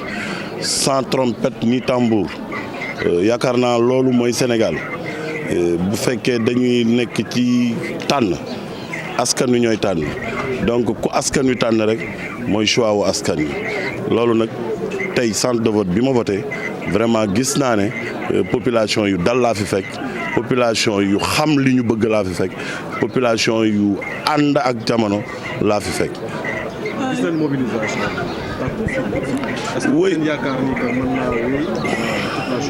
oui oui parce que le centre de Gorom 2 il y a 2135 inscrits donc à part Bambilor mooy centre bi nga xam ne moo ci ëpp ay électeurs ay inscrits et je sais que le vote mën na dem ba 21h compte tenu du retard bi ñu amoon avant ñuy démarrer vote yi boo gisee engouement bi nag ak rush bi mais c'est le fief du maire c'est le fief du maire c'est le fief du maire c'est mon village c'est moi ici c'est Gorom comme disent les Parisiens ici c'est Gorom donc Gorom mënul déroger à la règle donc nii la ñu war a mën a génne ñëw pour soutenir seen doom pour voter seen doom loolu la ñu gis te li nga gis fii dëkk boo dem centre de vote boo demit même engouement moo fa am. avant France bi ci commune bi yëpp naka nga jàngatee dispositif sécuritaire bi parce qu'on a vu une forte présence de la gendarmerie. Oui, depuis. Dispositif matériel électoral. Oui, tout d'abord remercier et féliciter le représentant de l'État, le sous-préfet, qui aujourd'hui vraiment est en train de faire un excellent travail. C'est son premier scrutin dans l'arrondissement de Sangalkam. Et le matériel est disponible dès les premiers jours. Ça fait presque 3 jours que le matériel est sur place. Donc c'est à saluer et c'est à saluer le ministère de l'Intérieur. Et hier même, le ministre de l'Intérieur était de passage pour faire visiter et regarder le dispositif mis par le sous-préfet. De toute façon, sur ce, vraiment, nous n'avons rien à déplorer. Par rapport au retrait des cartes, nous sommes en avance sur le retrait. Presque l'ensemble des cartes disponibles ont été récupérées. Beneen bi ci des mooy sécurité bi wax na ko yaakaar naa sécurité bi ku ñëwoon Bambilor 10 jours yi weesu 10 jours avant à partir de la campagne 14 jours campagne c'est ce même dispositif moom le sous-préfet mettre en place pour veiller à la sécurité et des biens ou population yi donc loolu dafay wane ne rek population yi vraiment am na lu leen sécuriser moo tax kenn ku ci ne yor ci carte électeur fa nga inscrire heure boo fa bëggee dem voter ji mën nga dem voter ji sans problème amul problème tout le monde gis nañ ne mbir mi tegu na ci yoon donc résultats yi génne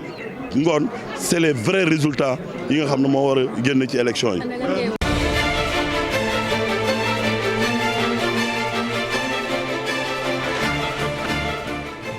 mangook ñu profité rek dem Mbour balaa ñuy wëyal waxtaan wi ndax ñu ngi wax xam ngeen di jafe-jafe ci wàllu électeurs yi ñëw bëgg a wote mënuñoo wote ca Mbour it daanaka lu ni mel lañu fa nemmeeku ndax nee ñu lu ëpp junni ci électeur ñëw nañu bëgg a wote yor nañu seenu carte waaye gisuñu seen tournée nañ ca liste ba ñenn ci candidats yi sax ña ngi koy naqarlu bu baax a baax Abdourahmane Diallo ma nga foofee ca Mbour gannaaw bu ma la nuyoo Abdourahmane Diallo yow it ndax mën nga dellusi ak ñun ci tolluwaayu bis bi foofu ca Mbour.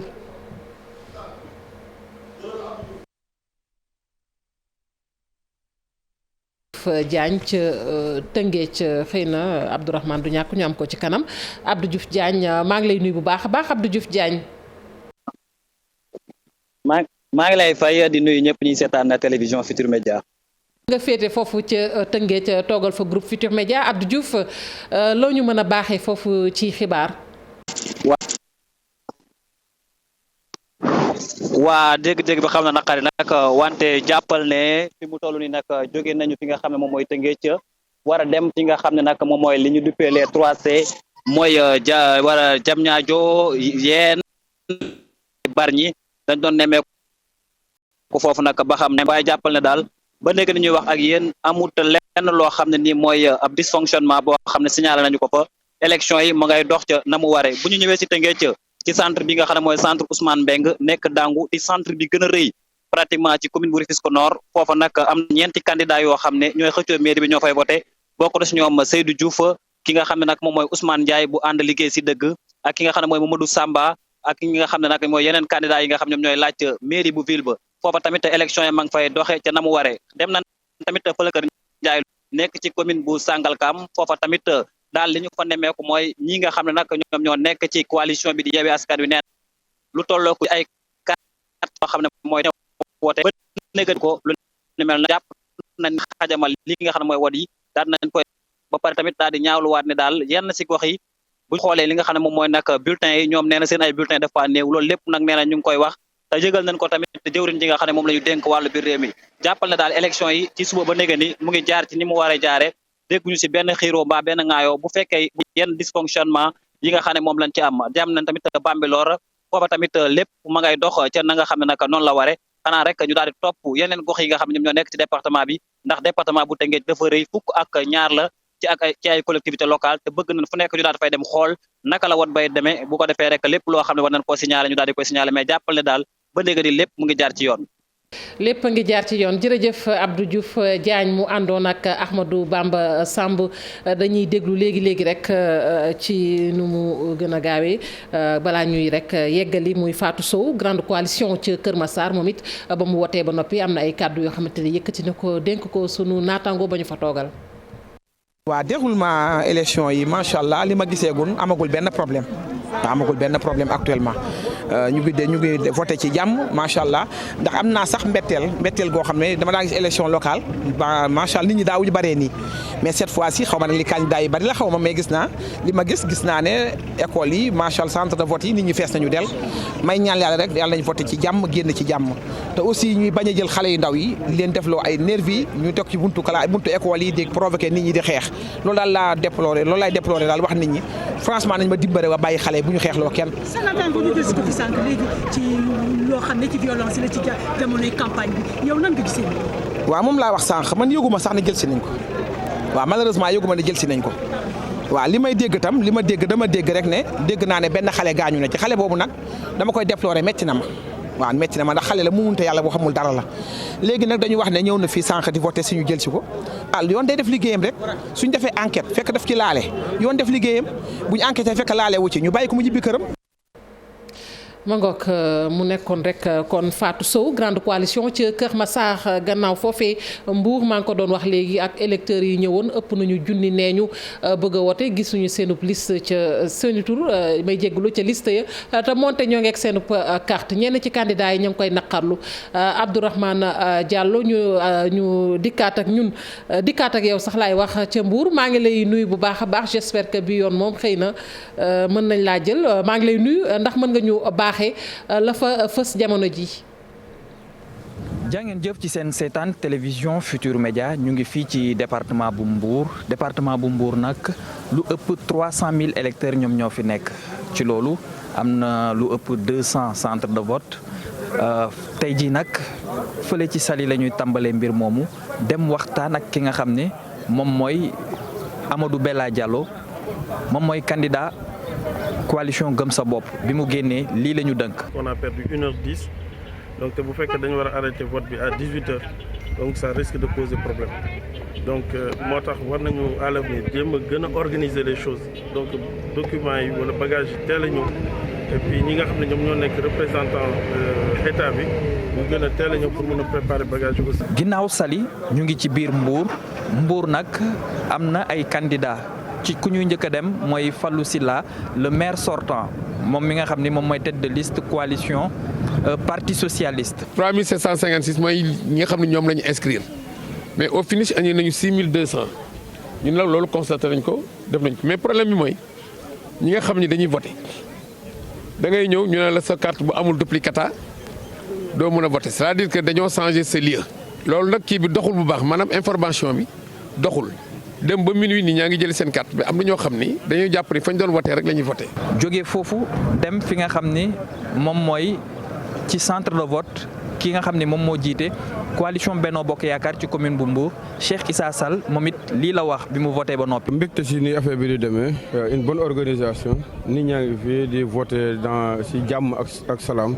ak jàmm ak salaam boobu nag surtout moo ñu si gën a intéressé parce que le 23 tey am na mais le 24 tamit am na te fii ñun ñëpp ñoo bokk lépp. ñun ñëpp benn passion la ñuy partagé mooy nu ñu fexee ba suñu dëkk bi dem ca kanam. waaye Yewwi Askan Wi ñoom maître Tall moom moo jiite seeni liste moom mi nga xam ni moom mooy porte parole Pastef bi mu voté ba noppi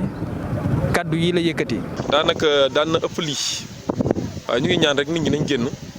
nañ ñëw voté si massivement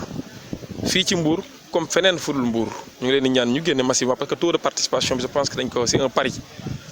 on doit relever c'est un défi qu'on doit relever. conseil départemental bi foofu tamit ñetti liste la am maanaam ñetti candidat ñooy xëccoo conseil départemental bi ki nga xam ne moom moo jiite liste Benno Bokk Yaakaar bi mooy Saliou Samb. dama ci féliciter responsable yëpp coalition yëpp parce que def nañ ko ci jàmm def nañ ko ci générosité ci respect bu nga xam ne dañoo am suñu diggante parce que ñun ñëpp benn lañ. ne yàlla suñu mayee ndam ba pare il va falloir que ngeen xam tamit ne. il faut ñu gën a jegeñ askan wi. ginnaaw loolu ci suba ba léegi nag am na ay jafe-jafe yi nga xam ne nemmeeku nañ ko ci ay yenn ci centre de vote rawatina Mbour séeréer foofu lu ëpp téeméeri doomu aadama dañ fa ñëwoon voté gisuñu seen tour ci liste bi ginnaaw ga lañ leen wax ne ñu daal di dem zone Sonatel foofu tamit gisuñu fa seeni tour mujjantal ga mujjee ñu voté. ci Joal tamit foofu am na lu toll ak 900 personnes maanaam juróom-ñeenti téeméeri doomu aadama ñi nga xam ne ñoom it dañ fa ñëwoon pour voter waaye mujjanteel ga ñoom it gisuñu seen tour ci liste yi far mujjew ñu voter mu doon ay jafe-jafe yi nga xam ne moom la ñu nemmeeku fii ci département bu Mbour ak buuteeg yenn centre yi nga xam ne dafa yéex a tàmbale maanaam ubbiwuñu 8h bi mu jotee.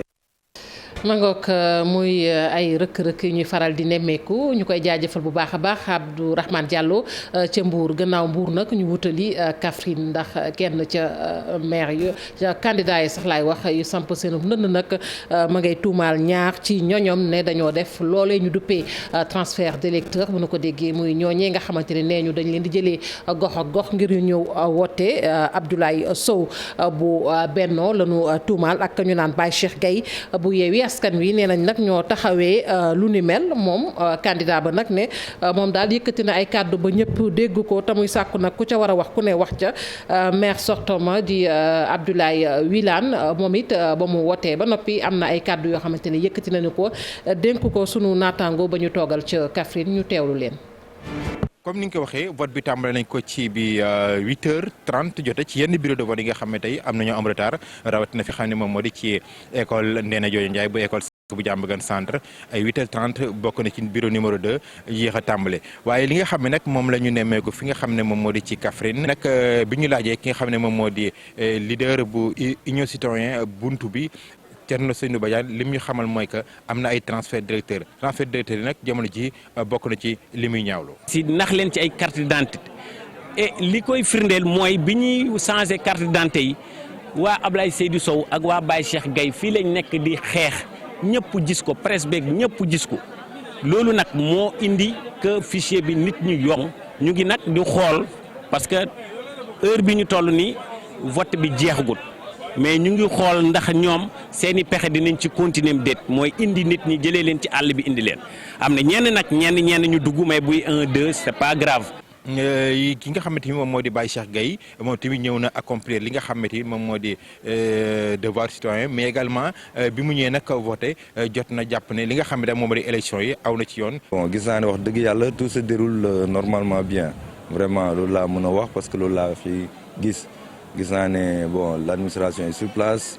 nit ñaa ngi taxaw aussi ñaa ngi taxaw ci yar ak ci teggin voilà pour def seen farata waaw pour le fii daal gisuma fi daal pour le moment daal lépp lu fi indi jiixi jaaxa. naka noonu tamit Abdoulaye Wilane nekk tamit candidat ci conseil départemental bu Kaffrine jot na xam ne fi nga xam ne gannaaw rëq-rëq yi nga xam ne jot nañ ko nemmee ko ci élection yi ci campagne bi nag mi ngi ñaan jàmm askan wi ñëpp jeex ci jàmm bu ko defee ñu amal élection yi mu caay. à part quelques problèmes à Koungheul ou à Nionick yëguma fenn fu nit ñi tojante bopp bala ñu waxante lu ñaaw loolu lu muy tekki mooy xam nañ ne bokk gi moo ñu jàkk moo ñuy mujj te ñu ngi koy sàmm te xam nañ ne élection yi daf fi jaar rek jàll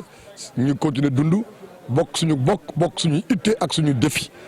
lii lañ leen jëlale woon fi nga xam ne tey moom moo di ci Kaffrine xam naa incha allah dañ ko toppandi ci yeneen bureau de vote yi ak yeneen candidats yi lépp loo xam ne rusi na fii ci Kaffrine man ak sama caméraman Boubacar Fall bopp jox leen di jaay incha allah ci kanam. mu nekkoon Omar Ndiaye ca Kaffrine ñu lay jaajëfal bu baax a baax ci liggéey bi ma ngoog muy réaction yi nga xamante ne tukkee na ci candidat yi ni ngeen ko gisee ak sunu ndaw yu takku yi suñu ndaw yoo xamante ne wax dëgg ci suba ba tey ñu ngi def liggéey bu am solo liggéey bu rafet ci vote bi dañu koy daal di wéyal ma bëgg nag wax dëgg ñu daal di profité tam waxaale genre parce que xam nga boo nee élection tamit mënuñoo fàtte soxna yi ndax tey bu ñu xoolee dafa am pàcc bu am solo boo xamante ne soxna yi dañu koy joué ci wàllu voté waaye sànq yaa ngi koy wax tey majeure partie bi boo xoolee xamuñu programme kon mu mel ni bari na loo xamante ni soxna yi dañu koy umpale te pourtant bu dara desee lu dul rek ñu wootee soxna yi la ñuy woolu waaye bu dara desee dul fa ñuy falee ci barab yi ñuy nas ak di noccee soxna yi dañ leen di xaw a fàtti. ba xam nga Fatou li jar a jëkk a déplorer mooy représentativité femmes yi ci tout ce qui est élection rawatina bii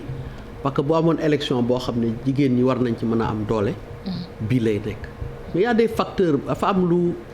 luy bloqué jigéen ñi d'abord ñu ci bari yaakaar nañ ne ñoom waruñu mën a briguer yenn position yi waruñu mën a laaj yenn yi par timidité yaakaar ne waruñu mën a wax ci mbooloo évidemment suñu maas gi bokkuñu ci daf ñoo soxlul rek mais beneen bi mooy affaire xaalis est-ce que am nañ moyen dëgg-dëgg pour faire face aux besoins yi nga xam ne moom la campagne électorale soxla de bout en bout yu ci bari c'est pour le déplorer bari nañu ay candidats yokku nañu rek parce que am na instance yu bari muy par exemple des femmes qui se sont mobilisées dans des cadres précis di auditionner femmes yi di leen jàppale di leen tàggat pour ñu mën a pousser seeni candidature mais je ne pense pas que mu am effet bi nga xam ne dina tax ñu ëpp 1,5% à 3% yi ñu am ci représentation au niveau des instances de décision c'est-à-dire pour ñu nekk maire mais cela n'empêche qu'on doit continuer war nañ continuer liggéey boobu pour wax dëgg yàlla visage bi jigéen di jël ci élection neexul kenn. lan la ñu war a meeting yi jigéen ñi ñoo ci nekk. booy woote meeting xam nga ne di wut yére yooyu solal nit du góor ñi ngay woo. mosoo gis fu ñu jëndee ay xaftaan. ñuy solal góor ñi waaw toujours xartum la ñuy jënd donc c'est destiné aux femmes. loolu ñun ñu ngi koy gis yéen ñëpp yéen a ngi koy gis waaye nag bu dara des du tànn ñii am pouvoir pour wax foofu jigéen ñi duñ fa nekk li ñu sax rafetlu mooy parité bi sax fa tax na au niveau des investitures di nga gis jigéen ñi mais boobu it problème ji ci am faatu mooy quantité bi am nañu dinañ am quantité bi mais qu'en est-il de la qualité du am nañ benn mandature boo xam ne assemblée nii am nañ quantité bi presque am nañ 43 ou 44% ndax tax na taxawaayu jigéen ci assemblée changé je ne pense pas donc yooyu problème ñun ñu ngi ci wax dëgg yàlla def lu ñu mën muy ëttu jàmm. mooy dañ leen a war a tàggataat. dañ leen war a tàggataat am yeneen façon yu génne daal yoo xam ne yi peut-être du neex a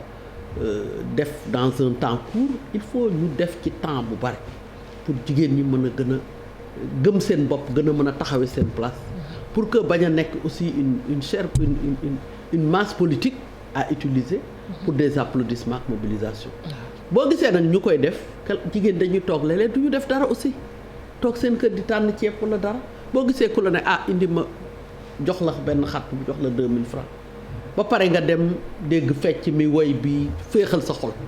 tam loolu c'est un facteur très important boo xam ne moo ci yóbbu tam jigéen ñi est-ce que ñun loolu mooy suñu ambition ñun en tant que leader famille peut-être que non mais daf ci bokk daf fi bokk li tax femmes yi ñoom ñëpp di dawandoo di dem ci meeting yi ñu leen di utiliser peut-être du point de vue arithmétique waaw alors que ñun arithmétique tax ñu jóg on a besoin de la qualité mais dans ce pays il est très difficile de positionner des femmes de qualité dans la politique il y a d'autres facteurs yu koy expliquer on va en reparler mais bala may daaneel Fatou foog nga may ma ñu jaale vraiment bakken bi rot Ziguinchor ñaawlu ko tam parce que ñun loolu mooy suñu rôle ak fu mu mënti jóge ak ku ko mën a def ñu ngi jaale Balde ak ay nitam di jaale surtout yaayi xale bi jigéen ji nga xam ne xëy na mu nga toog ca këram yëgul lu dul ñu woo ko ne ko rey nañ sa doom ci kooku laay xalaat man fi ma nekk nii di ko jaale di ko métitlu di métitlu aussi li xew Kër Massar ba nga xam ne xëy na wax nañ ci arrestation mais le mal est déjà fait lu ñu arrêté que am lu mu ñàkk gaañule na ba pare kon boo wax dëgg yàlla mënuñu lu dul di leen massawu ak di jaale ñi nga xam ne ñii aussi ñàkk nañ ci seen jegeñaale ci élection yoo xam ne kat wax dëgg yàlla foog ree lañ ci yaakaaroon ak changer wala améliorer li nga xam ne lii moom lañ doon téye suñu municipalité yi mais waroon na quand même Charles et ça je t'interpelle toi-même pour que après acte 3 décentralisation nga xam ne dañu réformer le texte qui régisse les élections waroon na am des campagnes d'explication pour que population yi xam vote bii tey nii lay tëdd engouement bi bari na nit ñi jóg nañ mais xamuñu tey jii affaire bi tey comment ça se déroule man li ma jot a def de Rufisque ba fii xam naa ne am na liggéey boo xam ne waroon nañ ko def après acte 3 bi waroon nañ ko def ci solo ak contenu élection yi am na ñu ko waroon def defuñu ko y compris les partis politiques yi prétendants yi defuñu ko l'État aussi ne l'a pas suffisamment fait ma nga ko muy compétence su municipalité yi mu jaadu également askan wi xam ko Charles daf la interpellé te loolu duñ ci répondre mais balaa boobu également moo bëgg nga wax tamit ci ni ma ko waxee léegi soxna yi góor nga naam waaye nag wax dëgg Charles boo sañoon nag màllum tàccu yeeg ñuy doyee ay meublé rek loolu également dafa war a jeex ñu war a gis tamit yaa ngi koy wax léegi beneen type de jeunesse la ñu xool mais war nañu également am beneen type de femme. waaw ñu ngi siy dox on a que 60 On va faire 62 ans cette année. Sénégal, la République, c'est 62 ans. Donc c'est mineur. Nous sommes très jeunes. Côté googu moom loo gis dina ñëw bés dina ñëw. Les femmes nag dañuy wax mais soxna yi dañ mës a bokk politique langue politique Sénégal historiquement boo demee PAI dañ fa newoon Tata Fatou Kiné nekk fële Saint-Louis ak ñeneen ba Rufisque elles ont toujours été présentes. Maître Abdoulaye Wade am intelligence politique indi parité pourquoi parce que dafa amoon ay fonds yoo xamante ne si kaw mu dem di ko capter parce que moom il avait quand même cette anticipation pour mun a dem capter loo xamante ne da koy jël indi ko Dakar si la indi parité wante nag lu ñu tëral suñu politique la. bu fekkente ne maanaam ñu ngi si wàllu xalaat idée programme jigéen am nañ seen place parce que bu dee jàng nañu bu dee xam-xam am nañ ko. mante boo ko yóbbee si terrain violence doo leen fa fekk. donc dafa am loo xamante ne dëkk bi noonu lañ ko tëral gis nga fii nit ñi dañuy xalaat bu baax a baax xam lu ñuy def bu baax a baax xam lu ñuy écarter ñoo xamante ni si ñoom waruñu bokk. mais day jeex boo xoolee tey xale yi lu ñu taxawee discours boo xamante ne nationaliste à la limite même dangereuse buñ ko mën a comparer xëy na agaguñu ak yenn discours yu ñuy dégg bitim réew mais ñun sarewuñu su tànk yooyu. jigéen ñi ñoom tam nga xamante ne ñoom ñooy former ñoom ñooy yar si biir kër gi ñoom tam par rapport aux réseaux sociaux par rapport ak digitalisation yi ñu ngi avancé mënoo empêcher vague jigéen ñi ñëw mais dëkk lu koy avancé loo. du question góor wala question jigéen du dëgg xel moo koy avancé te xel ñu ko am. ñëpp ko am voilà. Voilà Charles nga répondre parce que ñu ngi may wax ni waxtu bi jot na waaye daf la interpeller mu jaadu également nga répondre ci très rapidement muy point bu mujj bi mu doon wax léegi par rapport ak compétence yi nit ñi xam enjeu élection yi pour aussi ñu am connaissance ci li nga xamante ni moom mooy municipalité yi seen wareef. waaw nit ñi nañ xam lan mooy seen liggéey da ngay xool sànq tey mais les bureaux de vote il aurait suffi peut-être ñu teg tuuru nit ñi avant parce que xaalisu askan bi ba léegi bu ñu tegee tuuru nit ñi avant si bunte yi nga xam ne kan mooy voté ak ku dul voté di nga xam exactement foo war a voté. Le problème des transferts il est réglé transfert électeurs yi c'est réglé dans la seule bi munoo mu ñëw voté foo xamante ne bokkuloo foofu dafa am lu am maanaam mooy que. nit ñi tey il y a des réseaux sociaux il y a partout tous les supports qui permettent nga mën a teg à la disposition muy jigéen yi wala muy ndaw yi wala muy sénégalais yi information yi ñoo xamante ne soxla nañ ko bu dul ay bind ay wax la bu dul ay wax ay wone la support yu nekk yaa ngi fii je pense que à sortir de ça dafa dinañ si jàng parce que législative lañ jëm buñ ko fàtte buñ paree loolu attaqué 2024 donc c'est un grand moment boo xamante ne de test pour le Sénégal suñu test la ma ngoog muy lu am solo ñu koy jaajëfal bu baax a baax Charles Faye mi àndoon ak ñun sànq ba tey ci plateau bi suñu gan tamit ñu ngi koy jaajëfal muy Khady Fall Tall bokk ci plateforme ëttu jàmm waaye tamit plateforme jàmmi réew mi ñu lay jaajëfal bu baax a baax soxna Khady ci wisi bi di jaajëfal téléspectateurs yi ñuy bàyyi xel ci suba ba tey yëf yi nag du taxaw dafay wéy ndax ci kanam tuuti soxna Faty Dieng moom it mi ngi fii ñëw rek fas yéene fii teew ngir jukkil leen li nga xamante ni moom moo fi fës kon information bi dafay continuer fii ba keroog nag mbañ gàccee di tëj seeni buntu mbokk yi ñu leen di jaajëfal bu baax a baax ci safoo bi ak télévision Futurs Médias. Déjà, vous m'avez vu relever tout à l'heure quand j'ai pris l'enveloppe qui devait contenir le bulletin pour l'élection municipale, la couleur. C'est pas normal que cette enveloppe soit aux couleurs de l'APR. Vous l'avez remarqué avec moi. C'est pas la seule couleur qui existe. Il y en a beaucoup d'autres,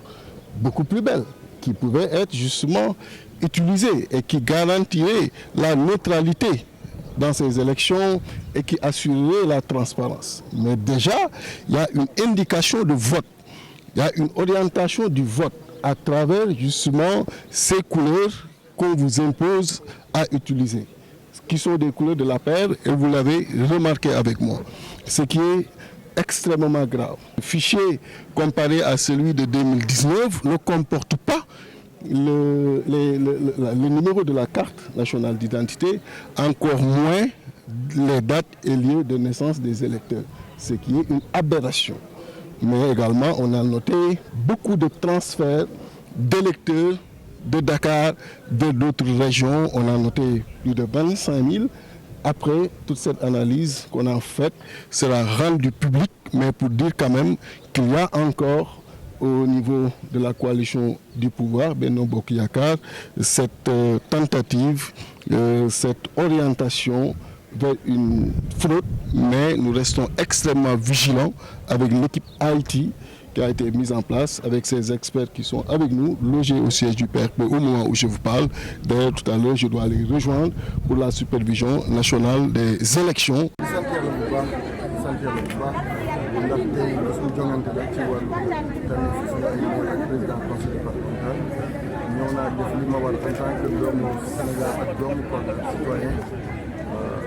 élection nag jongante la bu nga xam ne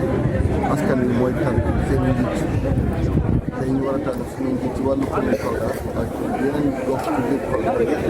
ak tamit suñu président conseil départemental donc li ma gis tey dal na xel ndax ambiance bi nekk ci maanaam xiro am fi ñaari am dégg naa nag am na yenn ñaari xiro ci yenn centre de vote ndax ay nit yi nekkoon ci biti bëggoon indi ay xel ñaar ci citoyen te loolu waru ne ma ñaan yàlla rek ñu bàyyi askan wi votal seen bopp ni seen xel dale di ko seen xel bëggee ndax tey seen bés ñoom nañ leen bàyyi tey la ñu am pour tànn tey la ñuy exprimer li ñuy woowee seen souveraineté seen moomeelu bopp la ñu leen bàyyi ñu tànn ku leen neex après jàmm rek am fii incha allah ndax bu subaa it ñu ñëpp a yeewandoo Kolda te ñu ñëpp a bokk leen yal na yàlla may jàmm ci jamono ma ñaan yàlla nag coalition CPJ may leer mu gañe ndax moom laa bokk te nag yaakaar naa ne li ñuy def ci campagne bi dal na suñu xel li ñuy def ci biir Kolda it dal na suñu xel yal na ko yàlla fësal ci ngoon bi bu ñu tegee gërëm yëpp yàlla may ni ndam Kolda ànd ak ñu liggéey incha allah ay ku ne ñu def li mu xalaat ni moo gën pour dëkkam bu boobaa it askan wi gañe te bu ëllëgee it ñun ñëpp a bokk ndey ak baay ñun ñëpp ay ànd ndax li fi nekk mooy ñu ay noonu dañoo ku nekk dafa am lu mu xalaatee ni moom la bëgg a doxalee askan Kolda donc nañu bàyyi askan wi tànn ci projet yooyu ban moo gën te yàlla xam nañu ñun ñëpp a bokk ñun ñëpp ay bokk ñun ñëpp a bokk Kolda. xanaa sant rek sant am mbégte am kontaante ci commune de Ngor parce que gis naa ni ñu doxalee élection yi depuis le début phase campagne bi dañ ko def ci sérénité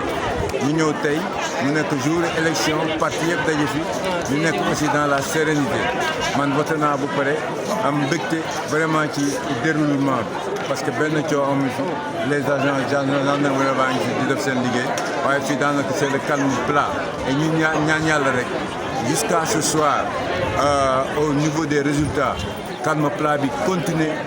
pour am ndam rek ñu xam ne kii moo am ndam te ñu ànd liggéey dëkk bi parce que dëkk bi suñu dëkk la ñun ñëpp. on est très confiant xam na ne bu neexee yàlla waa Linguère danañu wote la. Moi ce que je veux dire mooy transfert bi moom lay wax tey j'interpelle directement le ministre de l'Intérieur qui est notre garant de sécurité dama bëgg na wax collègue am transfert fii Sicap dañ service duñ xeex duñ xuloo kon donc su defee ay transfert ñi nga xam ne parce que dama ne Sicap soo fi nekk da ngay nekk ñu fal la maire Sicap ñoo lay fal maire ñu dëkk Sicap mais mënuñ ay Guédiawaye Parcelles fu nekk ñu ñëw jëli importer ay nit pour ñëw fay leen pour ñëw jël nañ identifier nañ ay kër yoo xam ne ñu ngi fii depuis démb ñu ngi veillé kon donc duñ accepter ñu ñëw fii di ne dañuy voté non duñu tànnal suñ maire ñun ñooy tànnal suñ bopp suñ maire. tey yoon ñi fi ne di saytu loolu takk der yi dañ leen war a bàyyi ñu def seen liggéey mais xoqatal beeg yuuxu bi moo fi amul moo tax ba ñun sant nañ yàlla parce que jàpp nañ aussi xëy na élection yooyu du ci ñàkk l'essentiel mooy mu bañ a ëpp te mu yem ci niveau bi mu war a yem mais nit ñi génn nañ massivement maa ngi leen di ñaan ñu gën a génn nag ndax seen avenir moo nekk seen loxo loo xam ne état bi daf koy jagleel nit ñi jaarale ko ci ay gox-goxaat na ñëpp génn tànn exactement li dal seen xel tànn li ñu yaakaar ne moo gën ci askan bi ñun tamit en tant qu'acteur lu ñu tànn ñu jàpp ne lii moo gën bu subaa ñu xëy nekk ci leneen mais daal ngañaay li pour ñun jàpp nañ ne du ngañaayu acteur mais ngañaayu askan bi.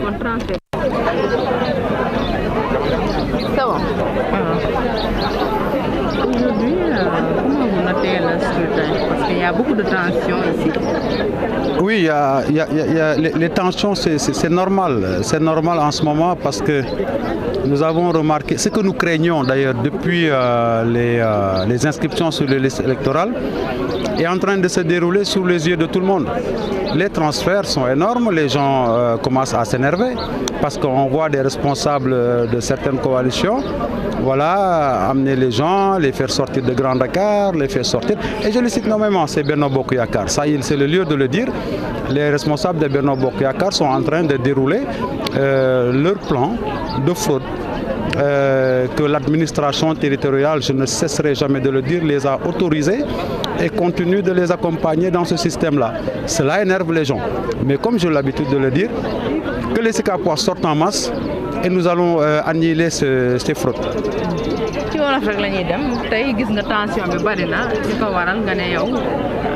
ay loo xam ne ñu ngi koy def la te du yoon. waaw li ñuy def te du yoon mooy li ñu tàmbalee woon boobaak léegi li ñuy def te du yoon mooy waa Benno Bokk Yaakaar en complicité ak administration territoriale depuis ñu dugg ci liste ñi def liste électorale yi dañu commencé woon di fraude moo koy wax naa ko fu ne sous-préfet Grand Dakar di leen jàppale loolu la ñuy déroulé nit ñi di leen gis nit ñi dinañu énervé tension bu fi am ci ñoom la jógee te bu leen préfet jàppale bu nit ñi yëngatoo police ñëw jàppale leen c'est-à-dire que c'est l'administration territoriale la police et Benno Bokk Yaakaar en complicité. voilà transfert yu dul jeex ñi ngi jógee Grand Dakar di ñëw ñi ngi Liberté 6 ñu ci bëri fii la ñu fanaan Sicap xam nañu que responsable yi ñu fanaan dañuy di ay nitu jàmm kese moo tax dugg ñu ci yooyu mais buñ ci bëggoon dugg fi mu ne nii toll nañ ci leneen. fàttali ñu yow yaa kan. Cheikh Ndiaye candidat de la République des valeurs Réewum Ngor Sicap Liberté merci. On est très confiant xam na ne bu neexee yàlla waa Linguère danañu wote la tey. monsieur le ministre xam na ne aussi yaa fi nekkoon ministre bi kaaraange bi réew mi ak nan nga jàngatee organisation matérielle bu élection yi. dëgg yàlla de li ñu gis de gisuñ ci benn difficulté te dégguñ fenn ku ñuy wax ne difficulté am na ci xam nga Sénégal moom wax dëgg yàlla am nañ administration boo xam ne bii mën na organiser ay élections ministre bi day chapeauter rek mais li ci ëpp leen c'est la direction générale des élections avec la DAF ñaari direction yi ñoo ko seq chapeauté par le ministère de l'Intérieur am nañ une bonne expérience électorale élection bi le secret c'est très simple na matériel bépp nekk à destination nañu respecté couleurs yi na am sécurité ñett yooyu bu amee jàpp naa ne élection yi ça pas par exemple parce que Sénégal tàmm nañu wote xam nañu wote donc des fois sax violence mën na am ci biir campagne bi mais jour vote bi moom vraiment xam naa ne directive yooyu la ñuy appliqué bi ma fa nekkee moom lañ daan appliqué je sais que également ki ma ko wut loolu lay appliqué wax ko force de sécurité bu ci wote daal na génn ci bureau yi loolu yaakaar naa bu ko defee rek du am benn problème. lan ngay dénk candidat yi ak électeurs yi élection yi jaar si jàmm. waaw non ñun déjà fii ci Linguère wax dëgg yàlla amuñu benn difficulté la campagne c'est très bien passé dégg ngeen coow yu bari et puis amul benn coow parce que d'abord comme j'ai l'habitude de dire fii ñëpp ñoo bokk nañu dem ci élection yi ci jàmm rek d'abord dem nañ ci campagne bi jàmm benn incident également donc duñu xaar ba dernier jour muy am incident bien ne logistique yi ku nekk yor na sa carte ku ne xam ne ki ngay woteel nañu wote rek bu ngoonee 10 heures jotee buñ tëjee bureau yi ñu wàññi ku ci mënut a gagné tamit comme ni ma koy faral di wax rek ñeneen ñi gagné wut doo leen génne dëkk bi yéen a bokk dëkk bi te kenn ku ci nekk sax mën na bañ a gagné ba pare am lu mën a indi dëkk bi kon boobaa. Féliciter et remercier le président de la République et le président Idrissa Seck d'avoir porté leur choix sur ma personne pour diriger la liste de la coalition Benno Bokk Yakaar pour la ville de Thiès. Donc remerciement également aux populations thiessoises pour leur accueil chaleureux partout où nous sommes passés. Pendant ces 15 jours de campagne, nous avons été chaleureusement accueillis, nous avons été écoutés, nous avons été, je peux dire, même choyés. Et ça, c'est l'occasion pour nous de rendre hommage aux populations thiessoises pour vraiment cette manifestation de générosité, cette chaleur humaine qu'elles ont manifestée. L'autre élément, naturellement, c'est vraiment des mots peut-être de pardon et à l'endroit des populations pour tous les désagréments causés pendant cette campagne, parce qu'une campagne électorale est toujours difficile et complexe. Souvent, il y a des désagréments qui sont causés aux populations, et ça, c'est l'occasion pour nous de nous excuser auprès des populations, mais également de féliciter aussi toute la classe politique, thiessoise, mais surtout les populations, pour leur sérénité. Thiès a été un modèle, Thiès a été un exemple, Thiès s'est illustré encore, de fort belle manière pendant cette campagne. avec une campagne qui s'est déroulée dans le calme, dans la sérénité et dans la paix. Et ça, je pense que c'est une leçon donc, qui doit être plus ou moins administrée à toute la classe politique sénégalaise. Mais je pense que Thiès a fait exception. Et c'est l'occasion pour nous de féliciter l'ensemble des acteurs de la classe politique sénégalaise, mais surtout les populations thiessoises. tey nag yaakaar naa ne du bésu campagne bésu scrutin la ñu war ko def ak dal war ko def ak sérénité war ko def ak jàmm voté naa ba pare maa ngi dem effectivement donc xaar les résultats mais di lancer un appel à tous les Dakaroises et les Dakarois ñu def lépp rek ci jàmm ak ci yar parce que loolu mooy grandir suñu territoire Dakar loolu muy grandir suñu réew Sénégal parce que àdduna mu ñuy seetaan te yaakaar naa ne Sénégal dafa mas a ràññeeku ci def ay élections yoo xam ne day jàngal àdduna bi lu am solo mooy ko ne dëkku démocratie la dëkku jàmm la. maa ngi remercier Dakarois yëpp ak Dakaroises yëpp ne leen vraiment kontaan naa ci seen taxawaay kontaan naa ni ñu ma accueillir ci koñ yi ci kër yi tey nag wax dëgg yàlla na ñëpp génn voter parce que au-delà du fait que dafa war a nekk ci jàmm ak dal mais aussi taux de participation dana am solo lool parce que loolu lépp day wane ne effectivement population Dakar ñu ngi en phase. tey nag dañu ñëwoon voter ci en tant que citoyen def lu ñëpp di def suñu devoir la gis nañ tamit vote yi nu mu déroulé santaat yàlla bu baax a baax a baax parce que nit ñi génn nañ en masse tamit di ñaan yàlla képp ku nga xam ne tamit yàlla may na la ndam ñu xam ne loolu la yàlla dogal mais ñun def nañ li ñu war a def lu ci des lépp dañ koy bàyyi ci loxoy yàlla quoi. tey ci suba buñ avant ñuy dem lañ xawoon a am ay tuuti manquement parce que suñ fichier joxuñu ko woon ba nga xam ne xawoon nañ ci am tuuti problème mais Dieu merci parce que am na lu bari nga xam ne mujj na sotti mais dañuy wax rek ni élection yi élection capitale la te it ñëpp xam ne élection communale la élection gox la élection koñ la élection yaay la élection papa la élection doom la nañ leen xool bu baax a baax a baax a baax nu ñuy def am na lu bari lu nga xam ne gis nañ ko fi ay transfert électeur et tout nañu xam ne tamit loolu noonu du mën a jàll. Je viens de faire le tour des centres de secours pour saluer les différents responsables qui gèrent les bureaux de vote. Il y en a exactement 20 à Sokone. Je viens de faire le parcours. Le vote se déroule dans des conditions excellentes, je peux dire. Tout le monde est sur place. Le scrutin a démarré à l'heure et ça se passe très très bien. Nous avons accompli notre devoir comme tous les citoyens de la ville et attendons tranquillement, dans une ville de tranquillité, les résultats qui sont proclamés dans la soirée. À vous tous et à vous tous, je vous souhaite un très bon vote. C'est l'ensemble des citoyens sénégalais. Je me réjouis du déroulement actuel du vote à Sokone et pense que tout se passera de la même manière jusqu'au soir.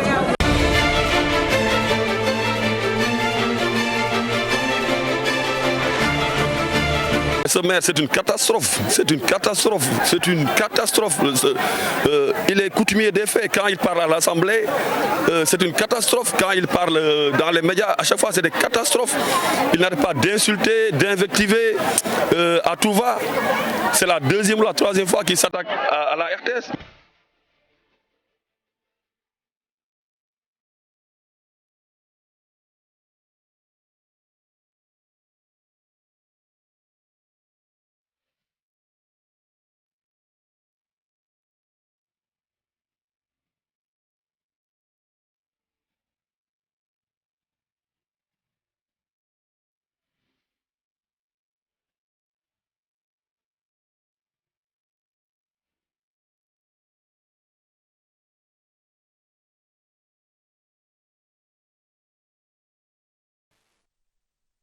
asalaamaaleykum mbokku téléspectateurs yu télévision Futur Média ñu ngi leen di nuyooti di rafetlooti seen ànd ak seen kóolute di am mbégte di jàkkaarloo ak yéen tey dibeer ñaar fukki fan ak ñett ci weeru janvier atum 2022 bokk ci taarixu politique fii ci réew mi li ko waral élection yi ñuy fal maire ak conseil départementaux yi ci gox yu fasantikoo yi ci réew mi nag fépp fu ñu leen dem rek suñu ay correspondant ñi ngi fa xam ngeen ne 7 heures la ñu àndoon ak yéen ci suba ba tey Dieynaba Seydou Ba ak Cheikh Tidiane Diawo ñoom ñoo tàmbali ibbi ñoom Binta Diallo jàll nañu fi Charles Faye Fatkine Dem ñoom ñoo mujj jóge ci plateau bi ak seen invité soxna Khady Fall Tall ñuy jaajëfalaat encore sunu ay téléspectateurs ci si ngeen ñu safoo ak seen kóolute la télévision Futurs Médias miroir du Sénégal amaat mbégte ci beneen édition spéciale ni lay demee ci kattanu yàlla ba résultat yi jeex waxoon nañ leen ne vous allez vivre ces moments en direct sur la télévision Futurs Médias mu mel ne yéen a ngi woon ci bureau de vote yi le scrutin dañ ko topp ak yéen topp ko ak yéen ci campagne bi une campagne quand même bu bëri violence deret tuuru na fi il faut le dire certains on dit qu'il faut relativiser dans tous les cas ñëpp a dénoncé et cas biñ ci mu gën a metti mooy xale boobu nga xam ne ñetti at la am ñu taal ko ci kanam tuuti bu ñuy wax ci incident yi daañ ciy def taxaw seetlu laata may wéyal waxtaan damay nuyu sama naataango Papa Abdoulaye Der borom jàkkaarloo di am mbégte di bokk ak moom édition spéciale bi lee Papa Abdoulaye maa ngi lay nuyu. fay naa la soxna Faty Dieng may nuyu askanu Sénégal yëpp di leen ndokkeel ci bés bi nga xam ni nga wax day des ci taarix